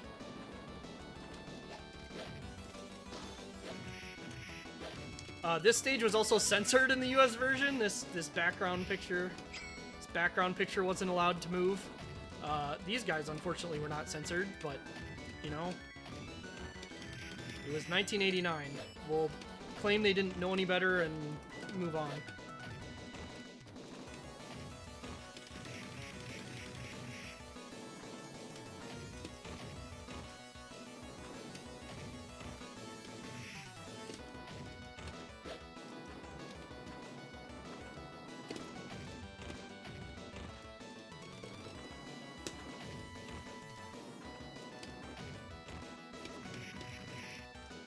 I kind of like purposefully leave one guy in each stage, or in most stages, alive. This game kind of like respawns extra enemies if you advance after killing them. But if you leave him alive like this, then you won't. I'm gonna have to kill him now because the screen won't advance until he's dead, but it's fine.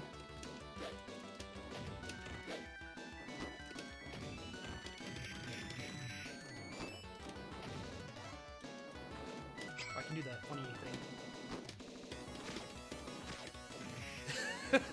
Weird little bug with the knife there.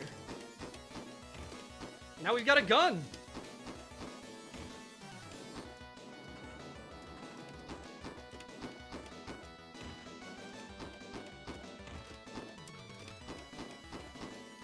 Yeah, I don't know if they removed those from the Arcade Archives version of this game. I know they were removed from the Arcade Archives port of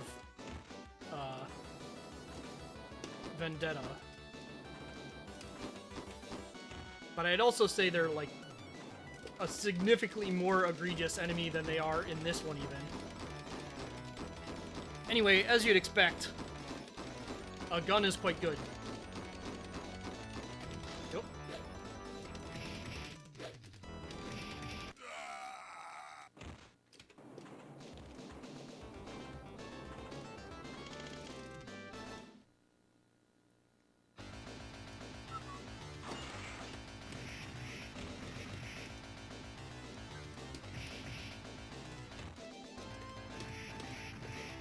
Because I didn't really talk, the throw system in this game is a bit weird. It's pretty limited. You pretty much have to be in a specific spacing and then also kind of get lucky.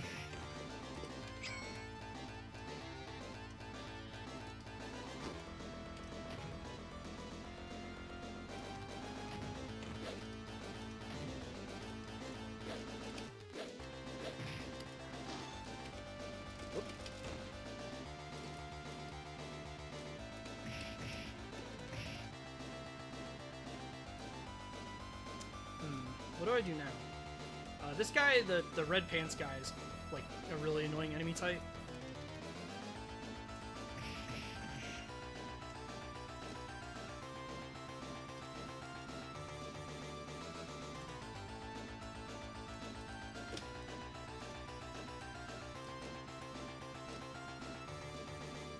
You just get the gun and then shoot him. Seems like a working solution. Whoop. Maybe, if we can actually get the gun.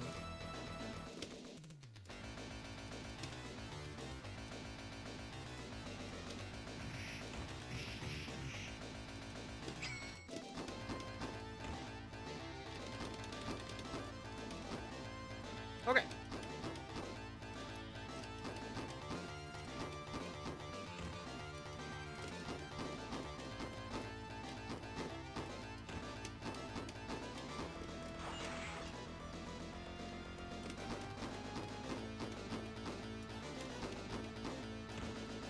You can shoot the downed enemies.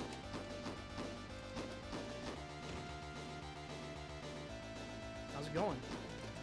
Having fun back there? This game has some sillier things, like background objects that you can interact with, and have this. The gun, yeah, the gun doesn't actually track ammo. There's no ammo mechanic in this version of the game, at least.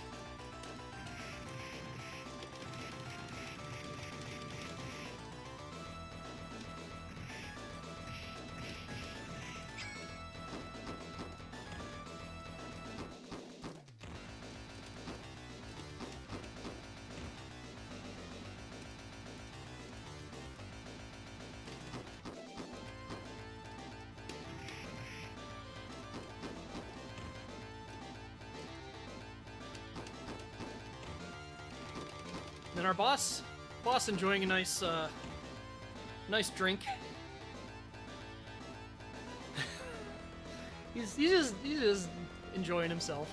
I mean, with gas at 89 or 86 cents a gallon, like, can you really pass it up? It's almost too good of a deal not to.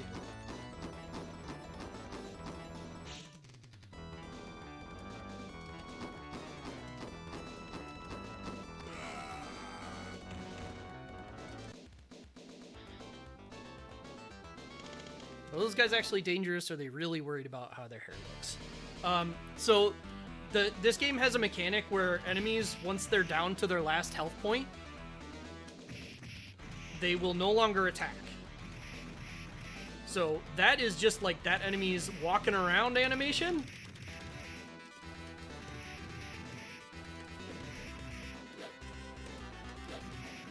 Like here, this guy, same thing. He'll never attack again.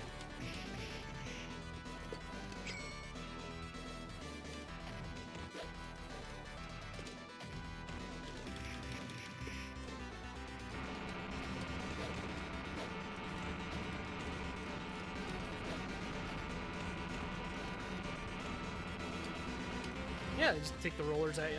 Why not?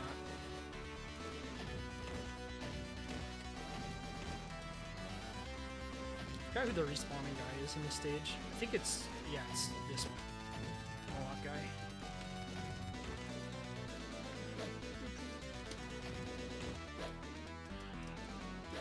Oh! Well, goodbye pipe. It's kind of annoying.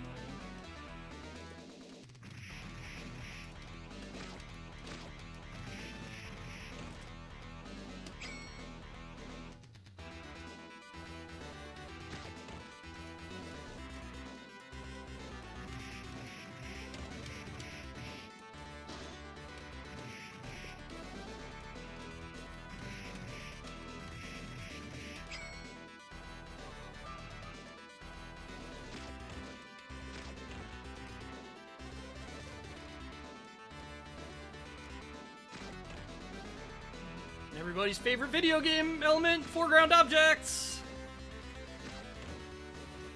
Oh fuck. That's bad. Sometimes the screen doesn't lock after that fight or before this fight, and I don't know why. I really want it to, because I really want this red pants guy to be on the edge of the screen, the far right edge of the screen, and you can't do that again here.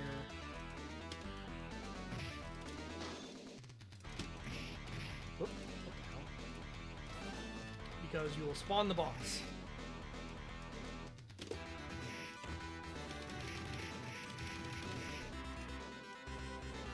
Might be it.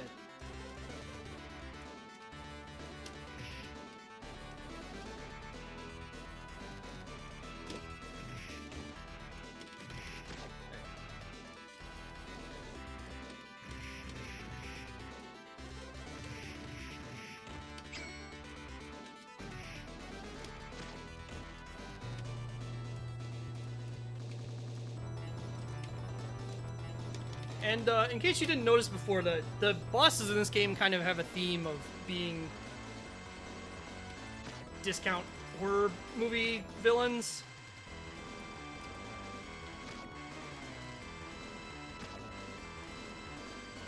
Not all of them, but a lot of them.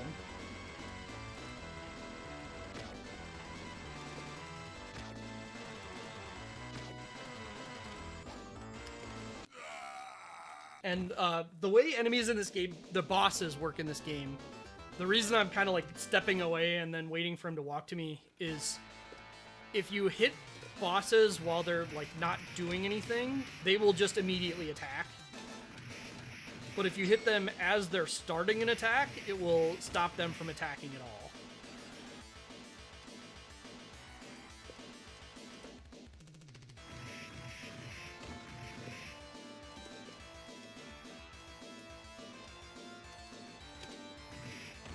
Got our second to last enemy type. Oh no, that's not true. I guess we have more still. Minor ones.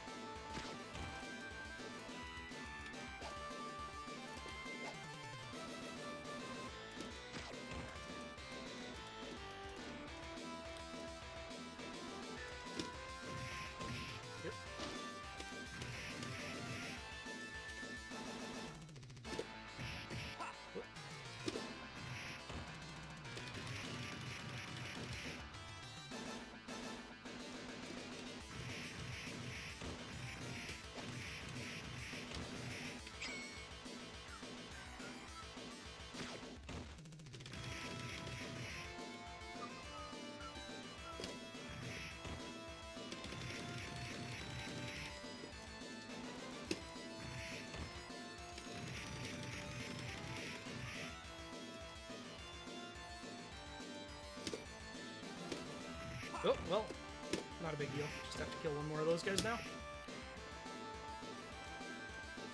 Yeah, being able to attack downed enemies is something that I feel like a lot of beat-em-ups don't do, that they should. Right, here's another classics of beat-em-up, the giant dominatrix lady. Because the only way it's appropriate to fight a woman is if she's a sexual deviant, apparently, according to every game developer of the 90s.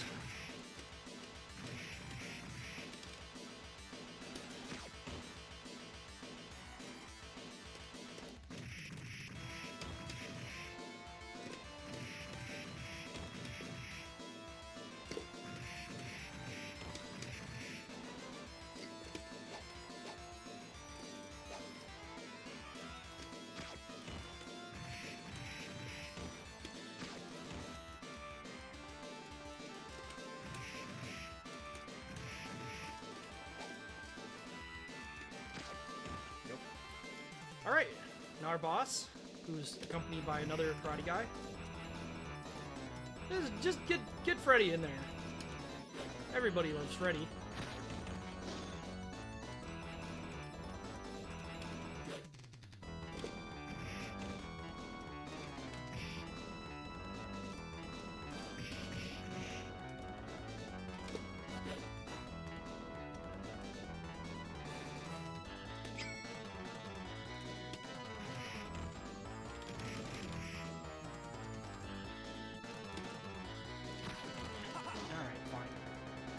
Fine, we won't stab him.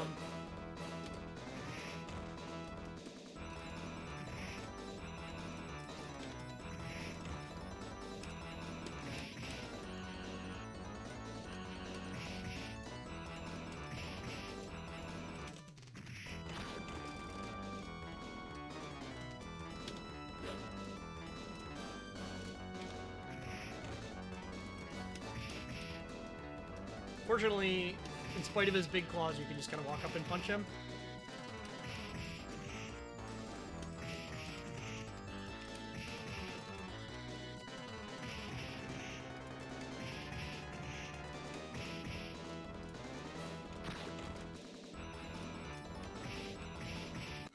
There we go.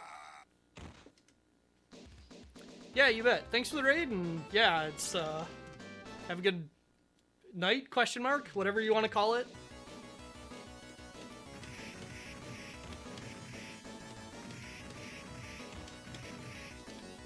Glad you finished another hell game.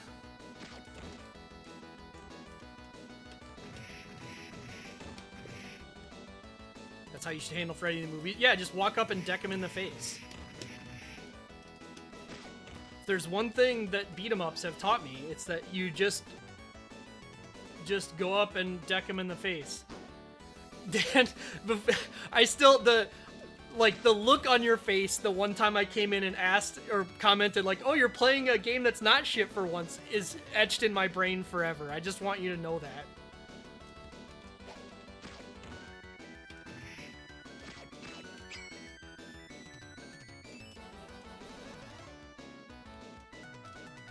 I don't even remember what game it was, but it was just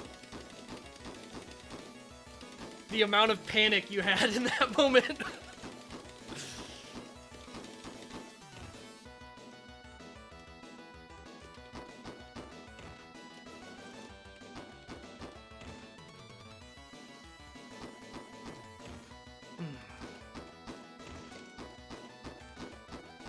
Anyway, we got a gun, so this stage is kind of over.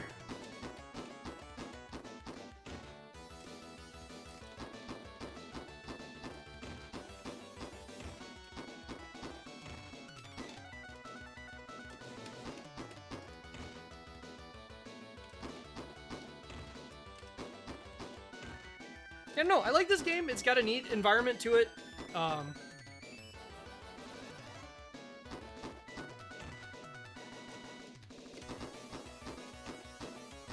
Like, I like how it looks, I like how it feels, but it definitely is weird to look at this game and be like, yeah, this came out the same time as Final Fight.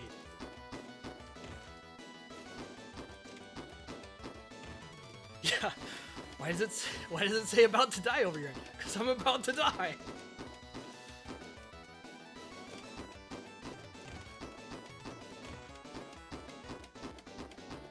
God, the other guy, the other chatter that'll live rent free in my head forever is the guy who came in when I was playing Final Fight and asked, "What is this? Some sort of Streets of Rage ripoff?" Love is waiting.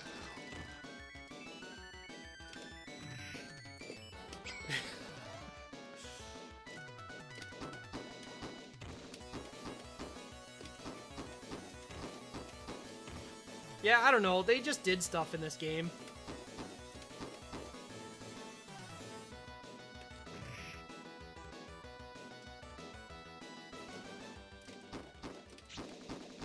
Anyway, this is like probably the only boss that I'm not sure who I would identify as. 'Cause, like, obviously he's supposed to be like a boxer, but to me he just looks like a giant Dennis Rodman, and I don't really know how to process that information.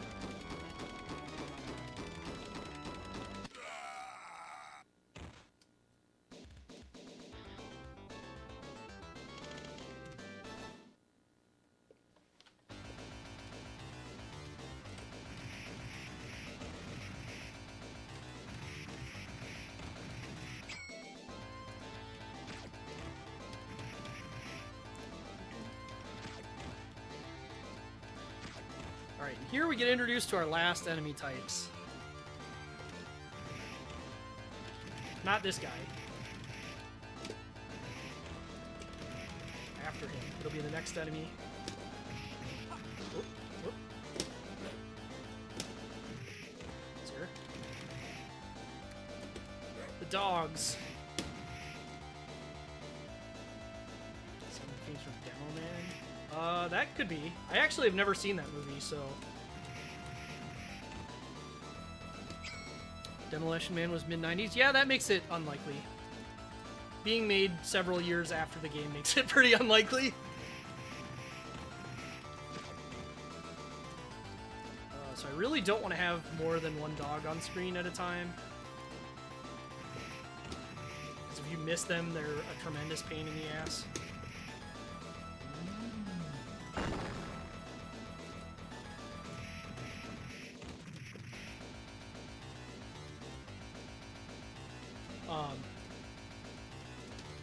You know, you're not seeing it because I'm obviously not doing it, but this game can have 8 enemies on screen at a time, and that is very difficult to deal with. Or 7, not 8. This dog's a little different. We're not going to see why.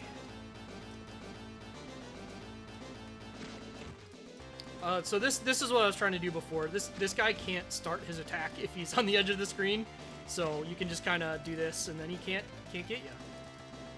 Also, look at this trick, switching hands.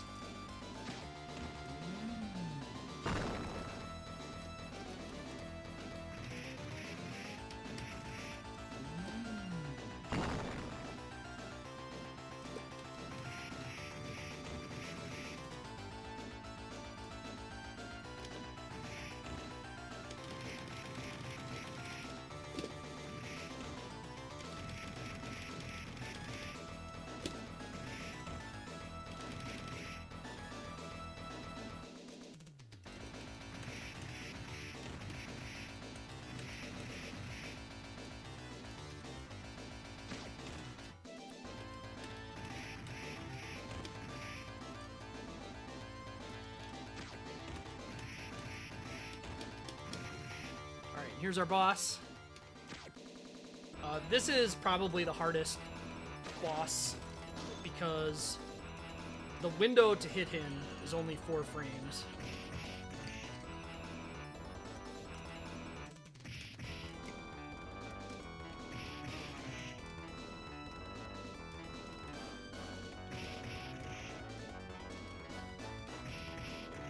Which, you know, 4 frames isn't a terrible window by any means, just...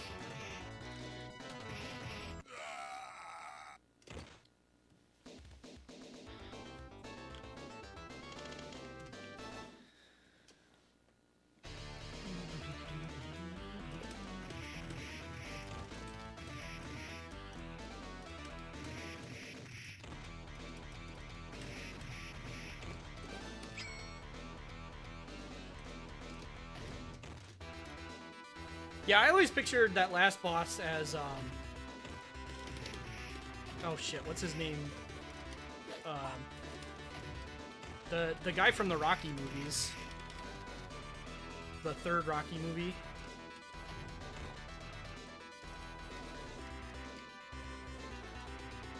Isn't it like Rolf something? Rolf D something?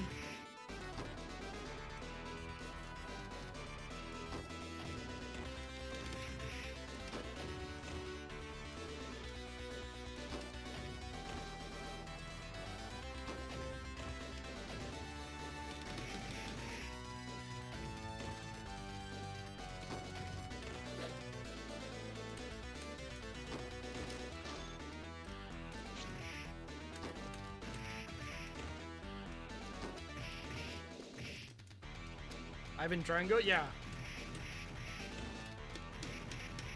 Dolph Lundgren, that's right. One thing you'll learn if you hang out here long enough is that I am atrocious with names. We can get squished. It's a thing you can do in this game.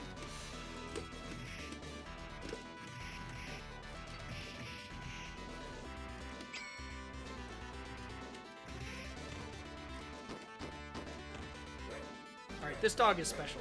We need him to come over here. He has a special task. So this dog...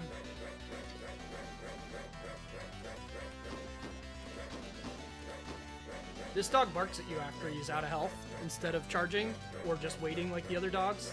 But that means you can do this.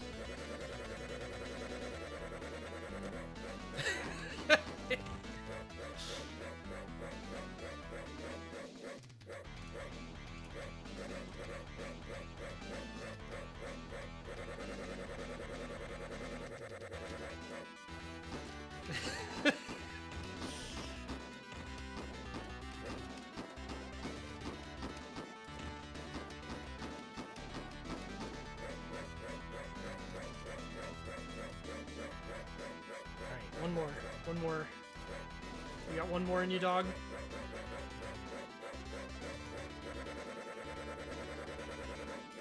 Alright.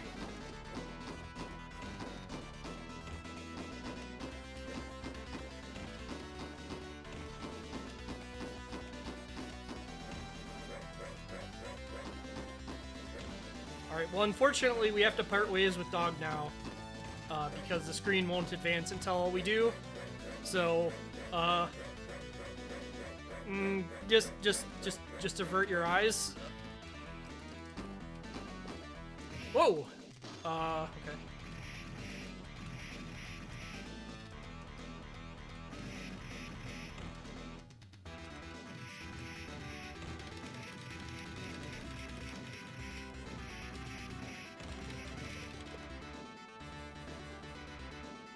It's okay, we do get one more gun.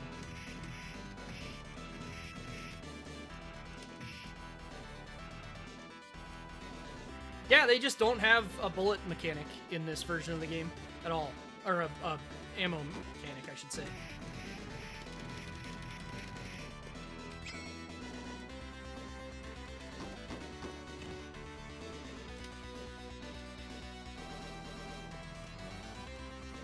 Oh, work? Why is that not working?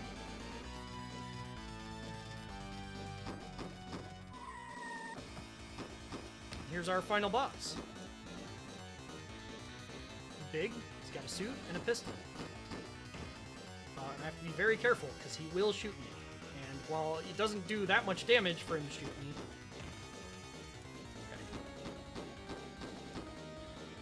okay. It does make me drop my gun, which makes the fight significantly harder.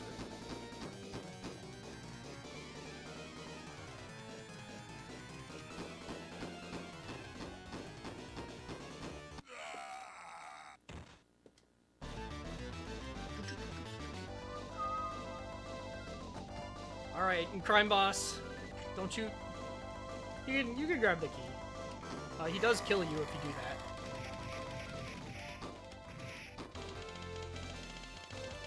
The game is not over yet!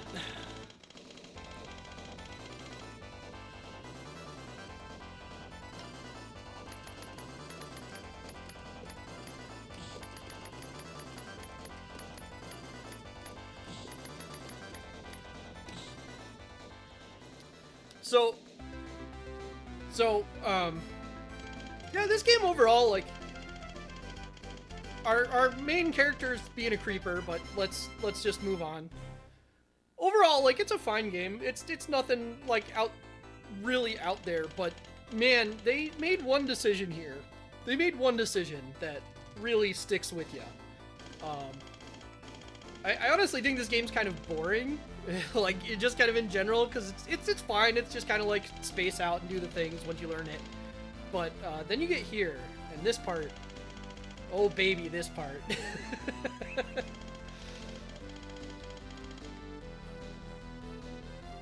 So, you know, you see a lot of games where a lot of beat 'em ups where at the end of the game they have a boss rush, right? Like, that's a cool thing to do. You like boss rushes. People like boss rushes, right? So they strike back. We're gonna have a boss rush. Yeah, about about that. This is all of the bosses.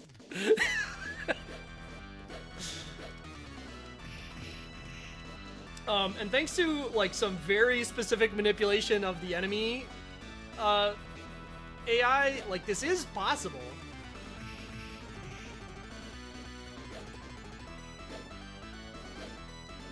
Not easy, but possible.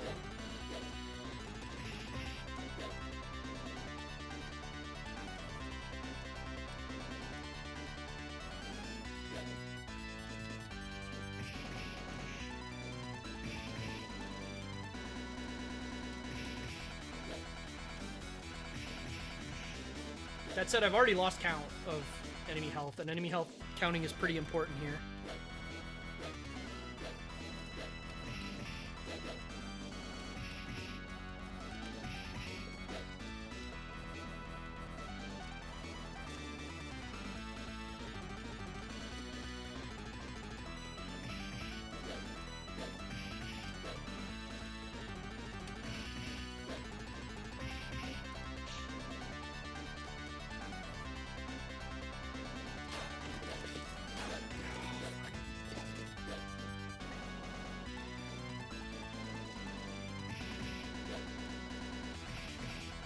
I think he's close.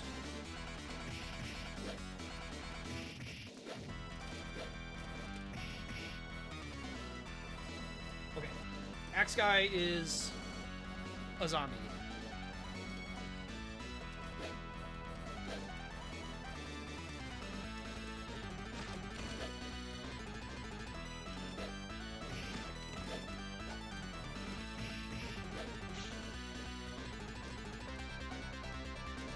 Nope.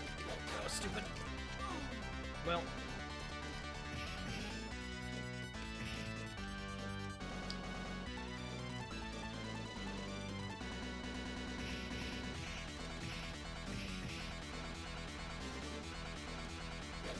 So one thing that I really like this boss rush. I really do like it, because, like, there's so much you have to manage.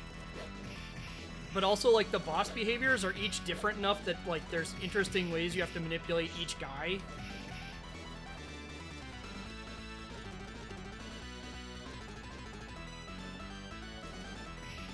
Oh.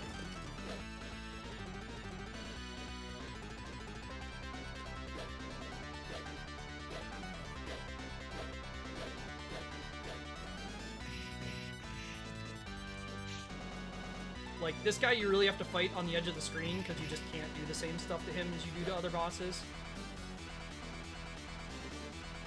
Obviously, the stage 1 boss.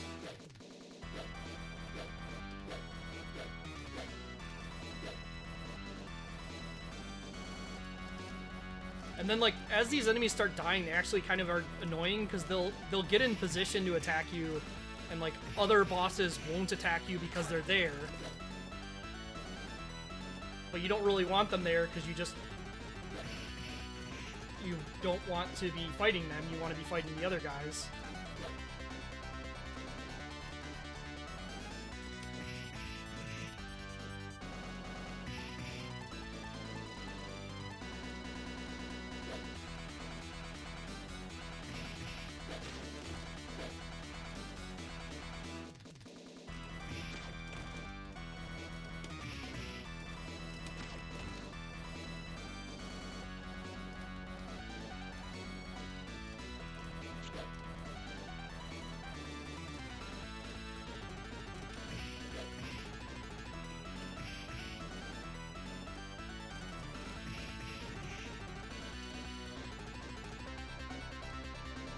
I'm surprised I didn't get stabbed there.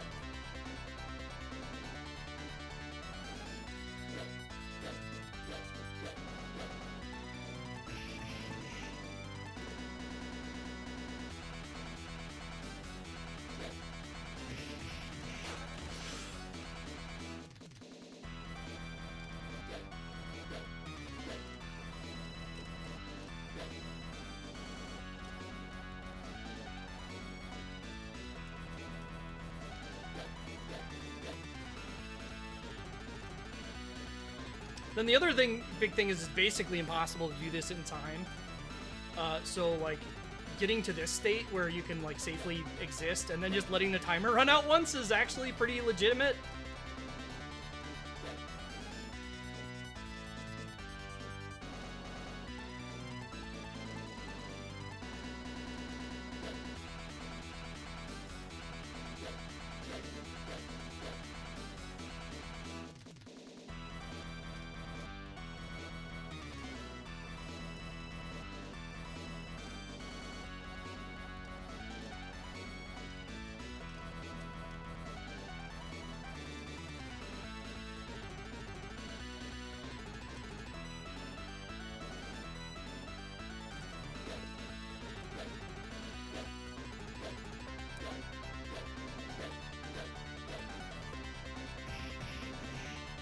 You should be dead. Yeah. Okay. So we've got the chainsaw guy, the boxer, and the knife commando left.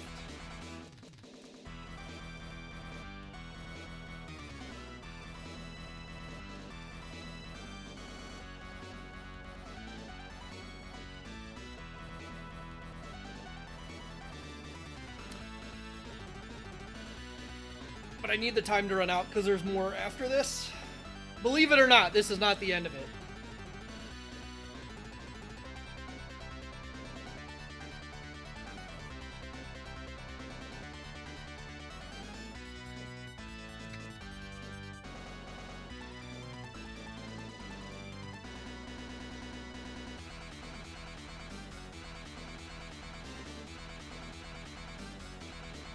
Yeah, just standing there menacingly.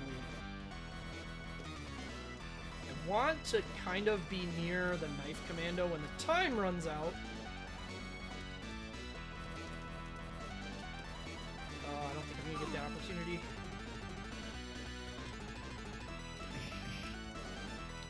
Well, I got a couple punches in. Not much.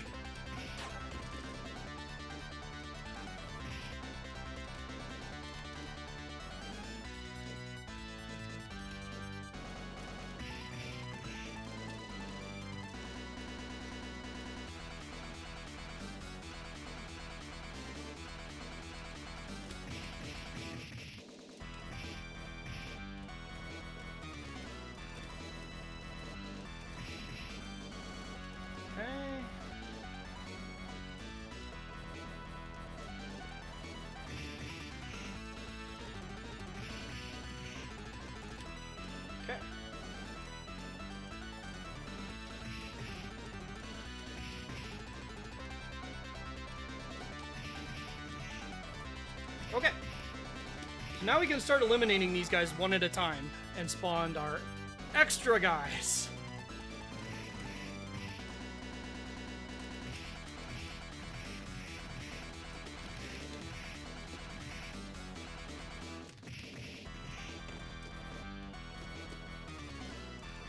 Oh, I really need you. There you go.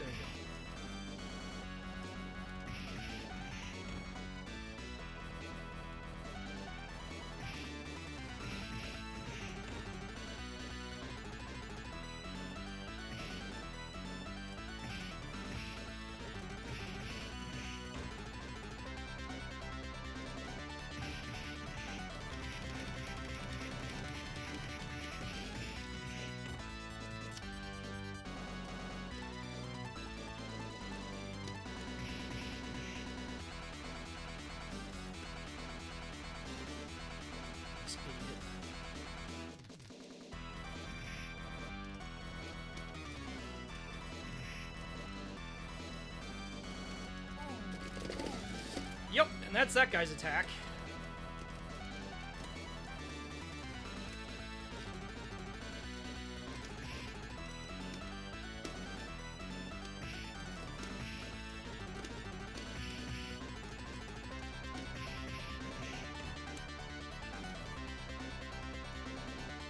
Yeah, it's also weird because the normal enemies in this fight are like pseudo bosses because their attacks will hit you out of things that they wouldn't normally in the game. I need you to come over here, dude.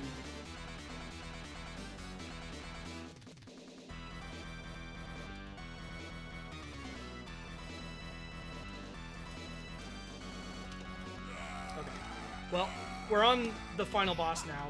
Unfortunately, we're going to have to fight with the karate guy still alive because I fucked up.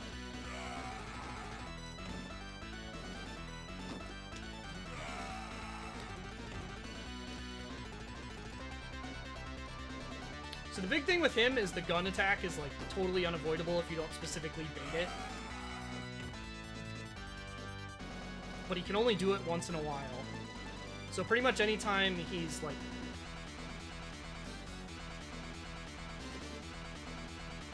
free like this, you kind of just have to do this. Hope that he shoots the gun, which he's not guaranteed to do by any stretch of the imagination. Yep, that's the problem. I can't really safely attack until he's done it.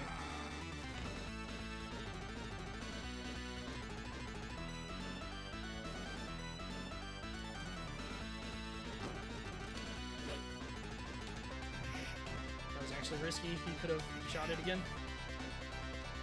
Don't have a very big window.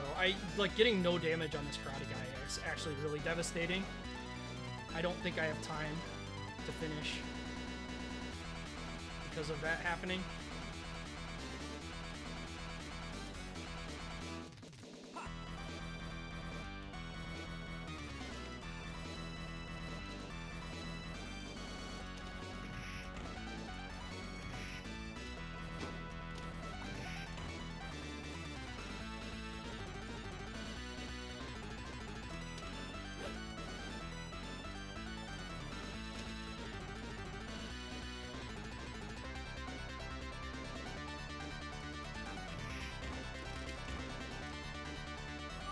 Yep, alright.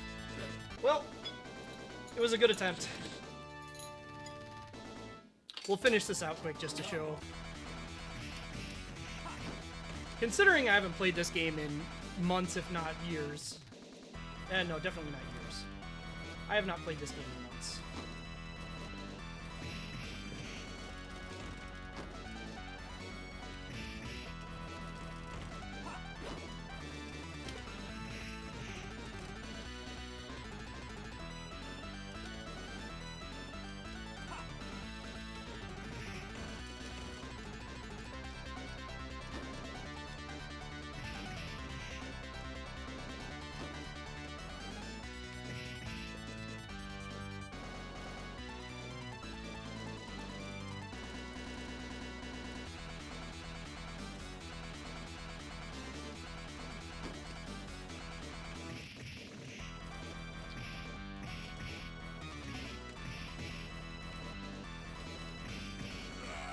Okay. Now we just have this dude.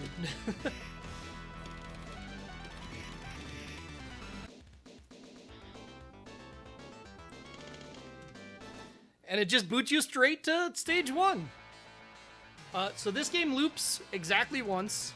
The second loop has exactly one gameplay difference, which I'm not going to bother doing because I have to get to like stage 3 to do it. Which is, when you pick up a gun, in loop 1, you lose it at the end of the stage. But in loop 2, if you have a weapon when you beat the boss, you get to keep it. So it actually creates like a few stages that are way easier. But we're going to take a quick look at the US version before we move on. So I didn't talk... So first of all, you can see that I've got a number for my health. The boss rush doesn't happen in loop 2. The game just ends. So I didn't talk too much, but there's a punch, a kick, and a back kick in the Japanese version. In this version, there's a punch and a kick, but there's no button 3. The back kick is done like as a automatic attack when they're behind you, and it's also made significantly worse. Oh, there's that animation. That's fun.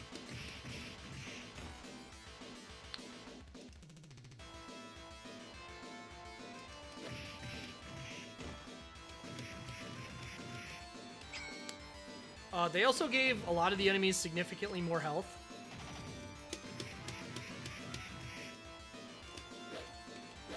For instance, these guys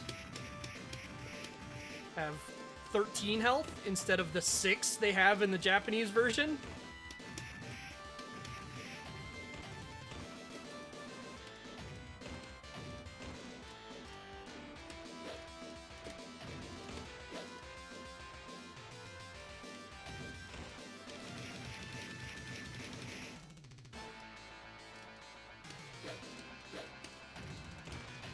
Not every enemy is as extreme as that. It's mainly just these guys that are like a gigantic buff to their health.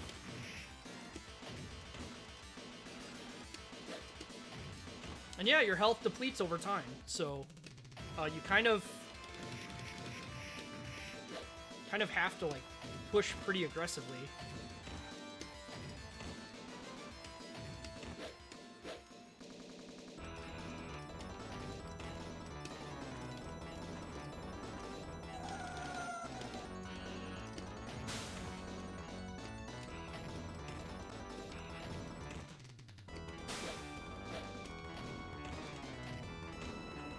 That said, it is possible to one credit this version. I have done it, barely.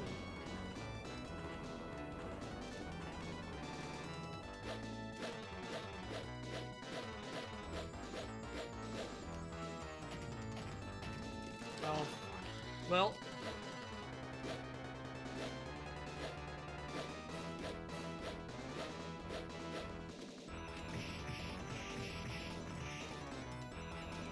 It's gonna take significantly longer now. Each hit with a weapon does 6 damage, whereas punch does 1, then 6. And since you're waiting for this guy to spin up every time.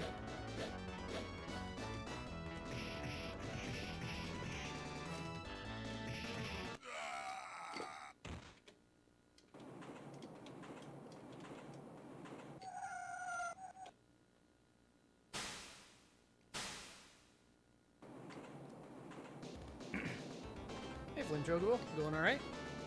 How was your weekend? So they do give you some health between stages. The amount does increase between, like, as you're progressing through the game. Which, oddly, like, the fact that it progresses that way kind of makes a bottleneck at about stage 4 for me, where, like, that's... Stage 4 ends up being the most difficult stage, and then you get past it, and it's like, well, now I've just got a shitload of health to work with.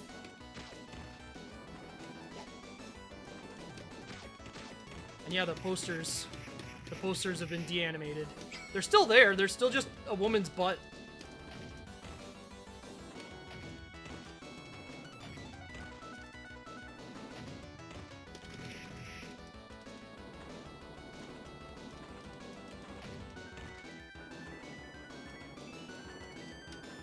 Yeah, this does predate TMNT. This is one of Konami's first beat-em-ups. I can't say that it was their very first, because it's difficult to say whether this or Bayou Billy was produced first.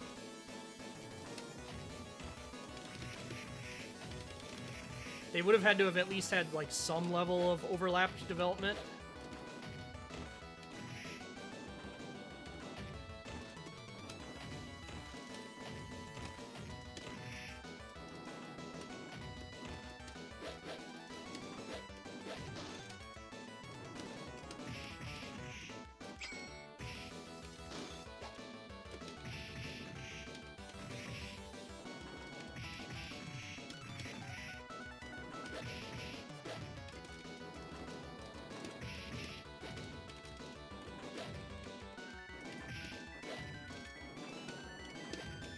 I'm kind of not paying attention now.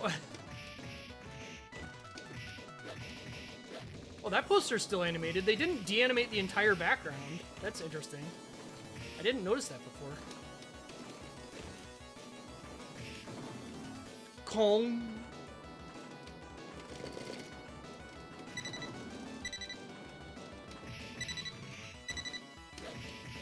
Yeah, about to die. With your very not annoying beep that does not stop.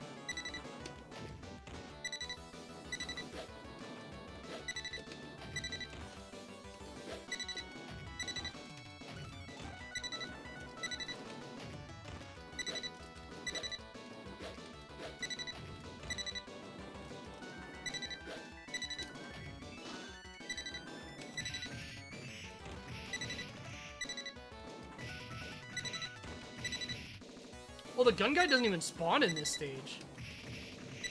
Alright, well that was what I wanted to show off. So the other gameplay change that they made is the gun, they gave an ammo count. But we're not going to see that because I would have to play 2 more stages.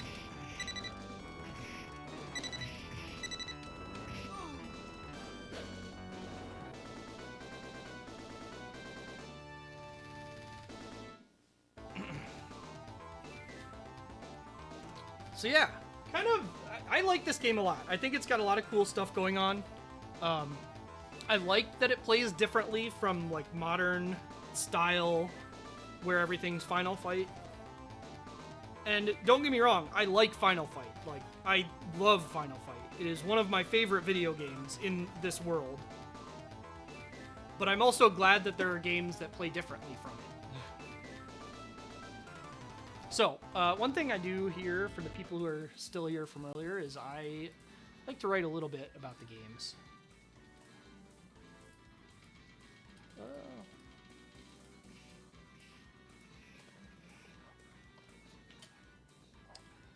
Unfortunately, my setup's a little weird, so my model will probably do weird stuff while I'm writing this, but that's okay.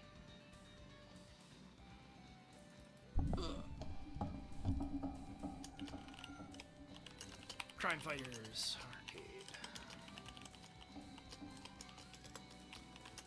One of Konami's first ventures to the beat 'em up genre. Unfortunately for them, released the same year as Final Fight.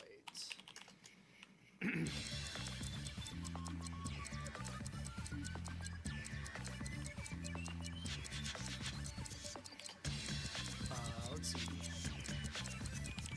Games, environments, and soundtrack are very striking.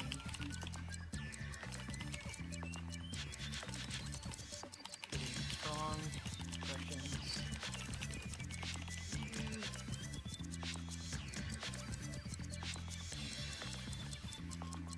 Other elements.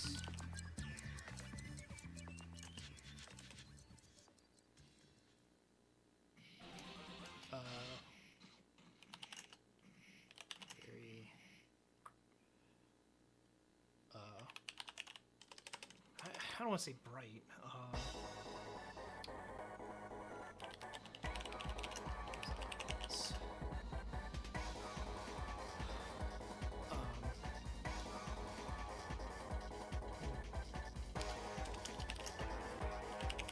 Fighting mechanics are solid, although frequently are panned for hitboxes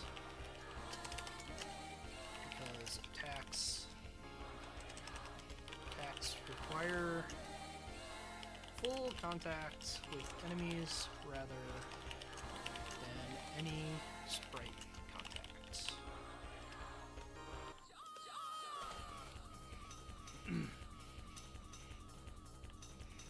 The characters do feel quite small on screen.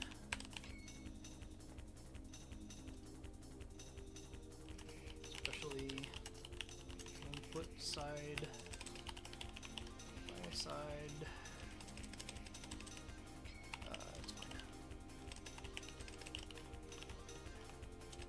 It's fine. Side with other games of the era. The US version was notably gutted some of the more colorful animations being removed. The entire back kick button being taken out. And the guns being significantly reduced. What it does add support for players than the original.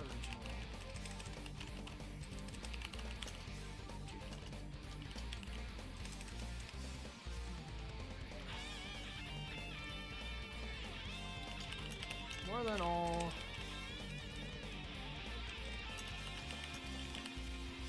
game mostly does not grab much attention other than its very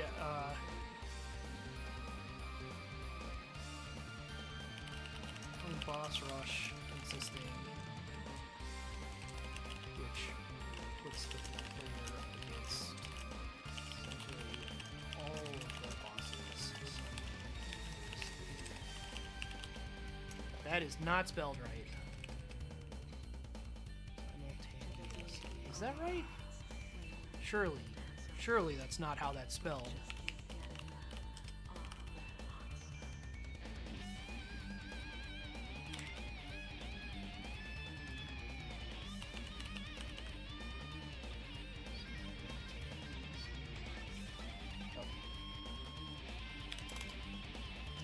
I recommend this game to fans of this genre looking for games with their own unique format rather than the modern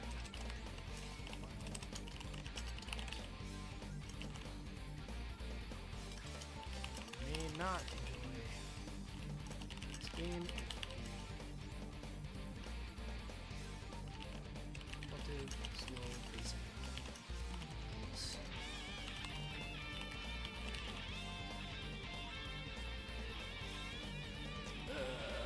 Some space. A little bit more space.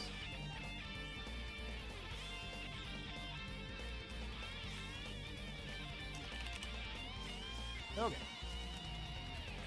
So I think this game is solidly a B. I think it does a lot of stuff well. I think it's really cool. I think a lot of people probably won't like it. But at the very least, the environments are interesting enough, and that one thing I will say I don't like, going back here maybe to the demo, hopefully come up please before this ends. So the demo does show the boss rush, which is something I really hate about this game. I really wish it didn't show it because I think the surprise factor of this is hilarious if you didn't have any like pre-warning, but like if you walked around and saw this, you'd be like, oh, that's just a thing they do. Yeah, it's a gritty urban environment, but presented in kind of a bright, I don't want to say upbeat, but vibrant way. Which, you know, a lot of those areas, like especially when you get into graffiti, a lot of graffiti is visually like super impressive and bright. So it's not unusual for it to be like that. Final Fight is very grimy, like very, this place is just ruined, kind of. Whereas Crime Fighters feels a little bit more like a sudden takeover, like they just came around and started spraying this stuff, something like that. Yeah, Final Fight does have the sexy toilet, that's true. It's hard to compete with that. Alright, I need to use the restroom, and then I think I'll be doing one more game. We'll see.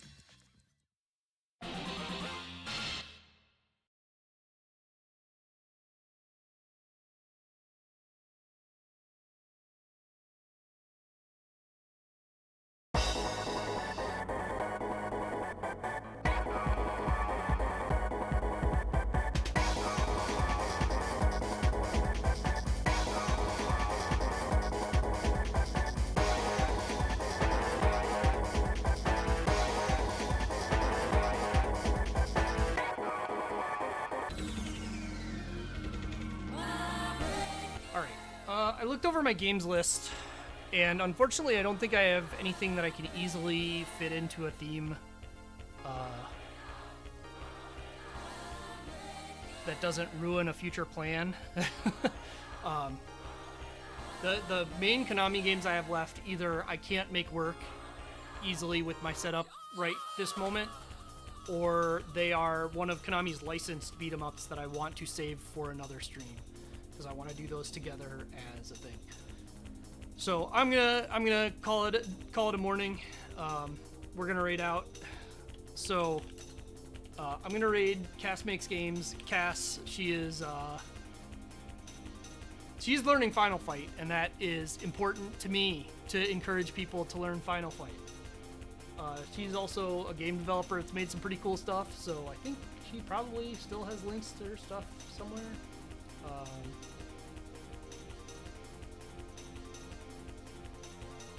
But I don't know. She's a cool person, so we're gonna send people her way, and you can do what you want from there. I think we're PJ and Mecca and I are gonna be looking at the TMNT thing again tonight, so that might be sometime this afternoon. Anyway, I'm out of here.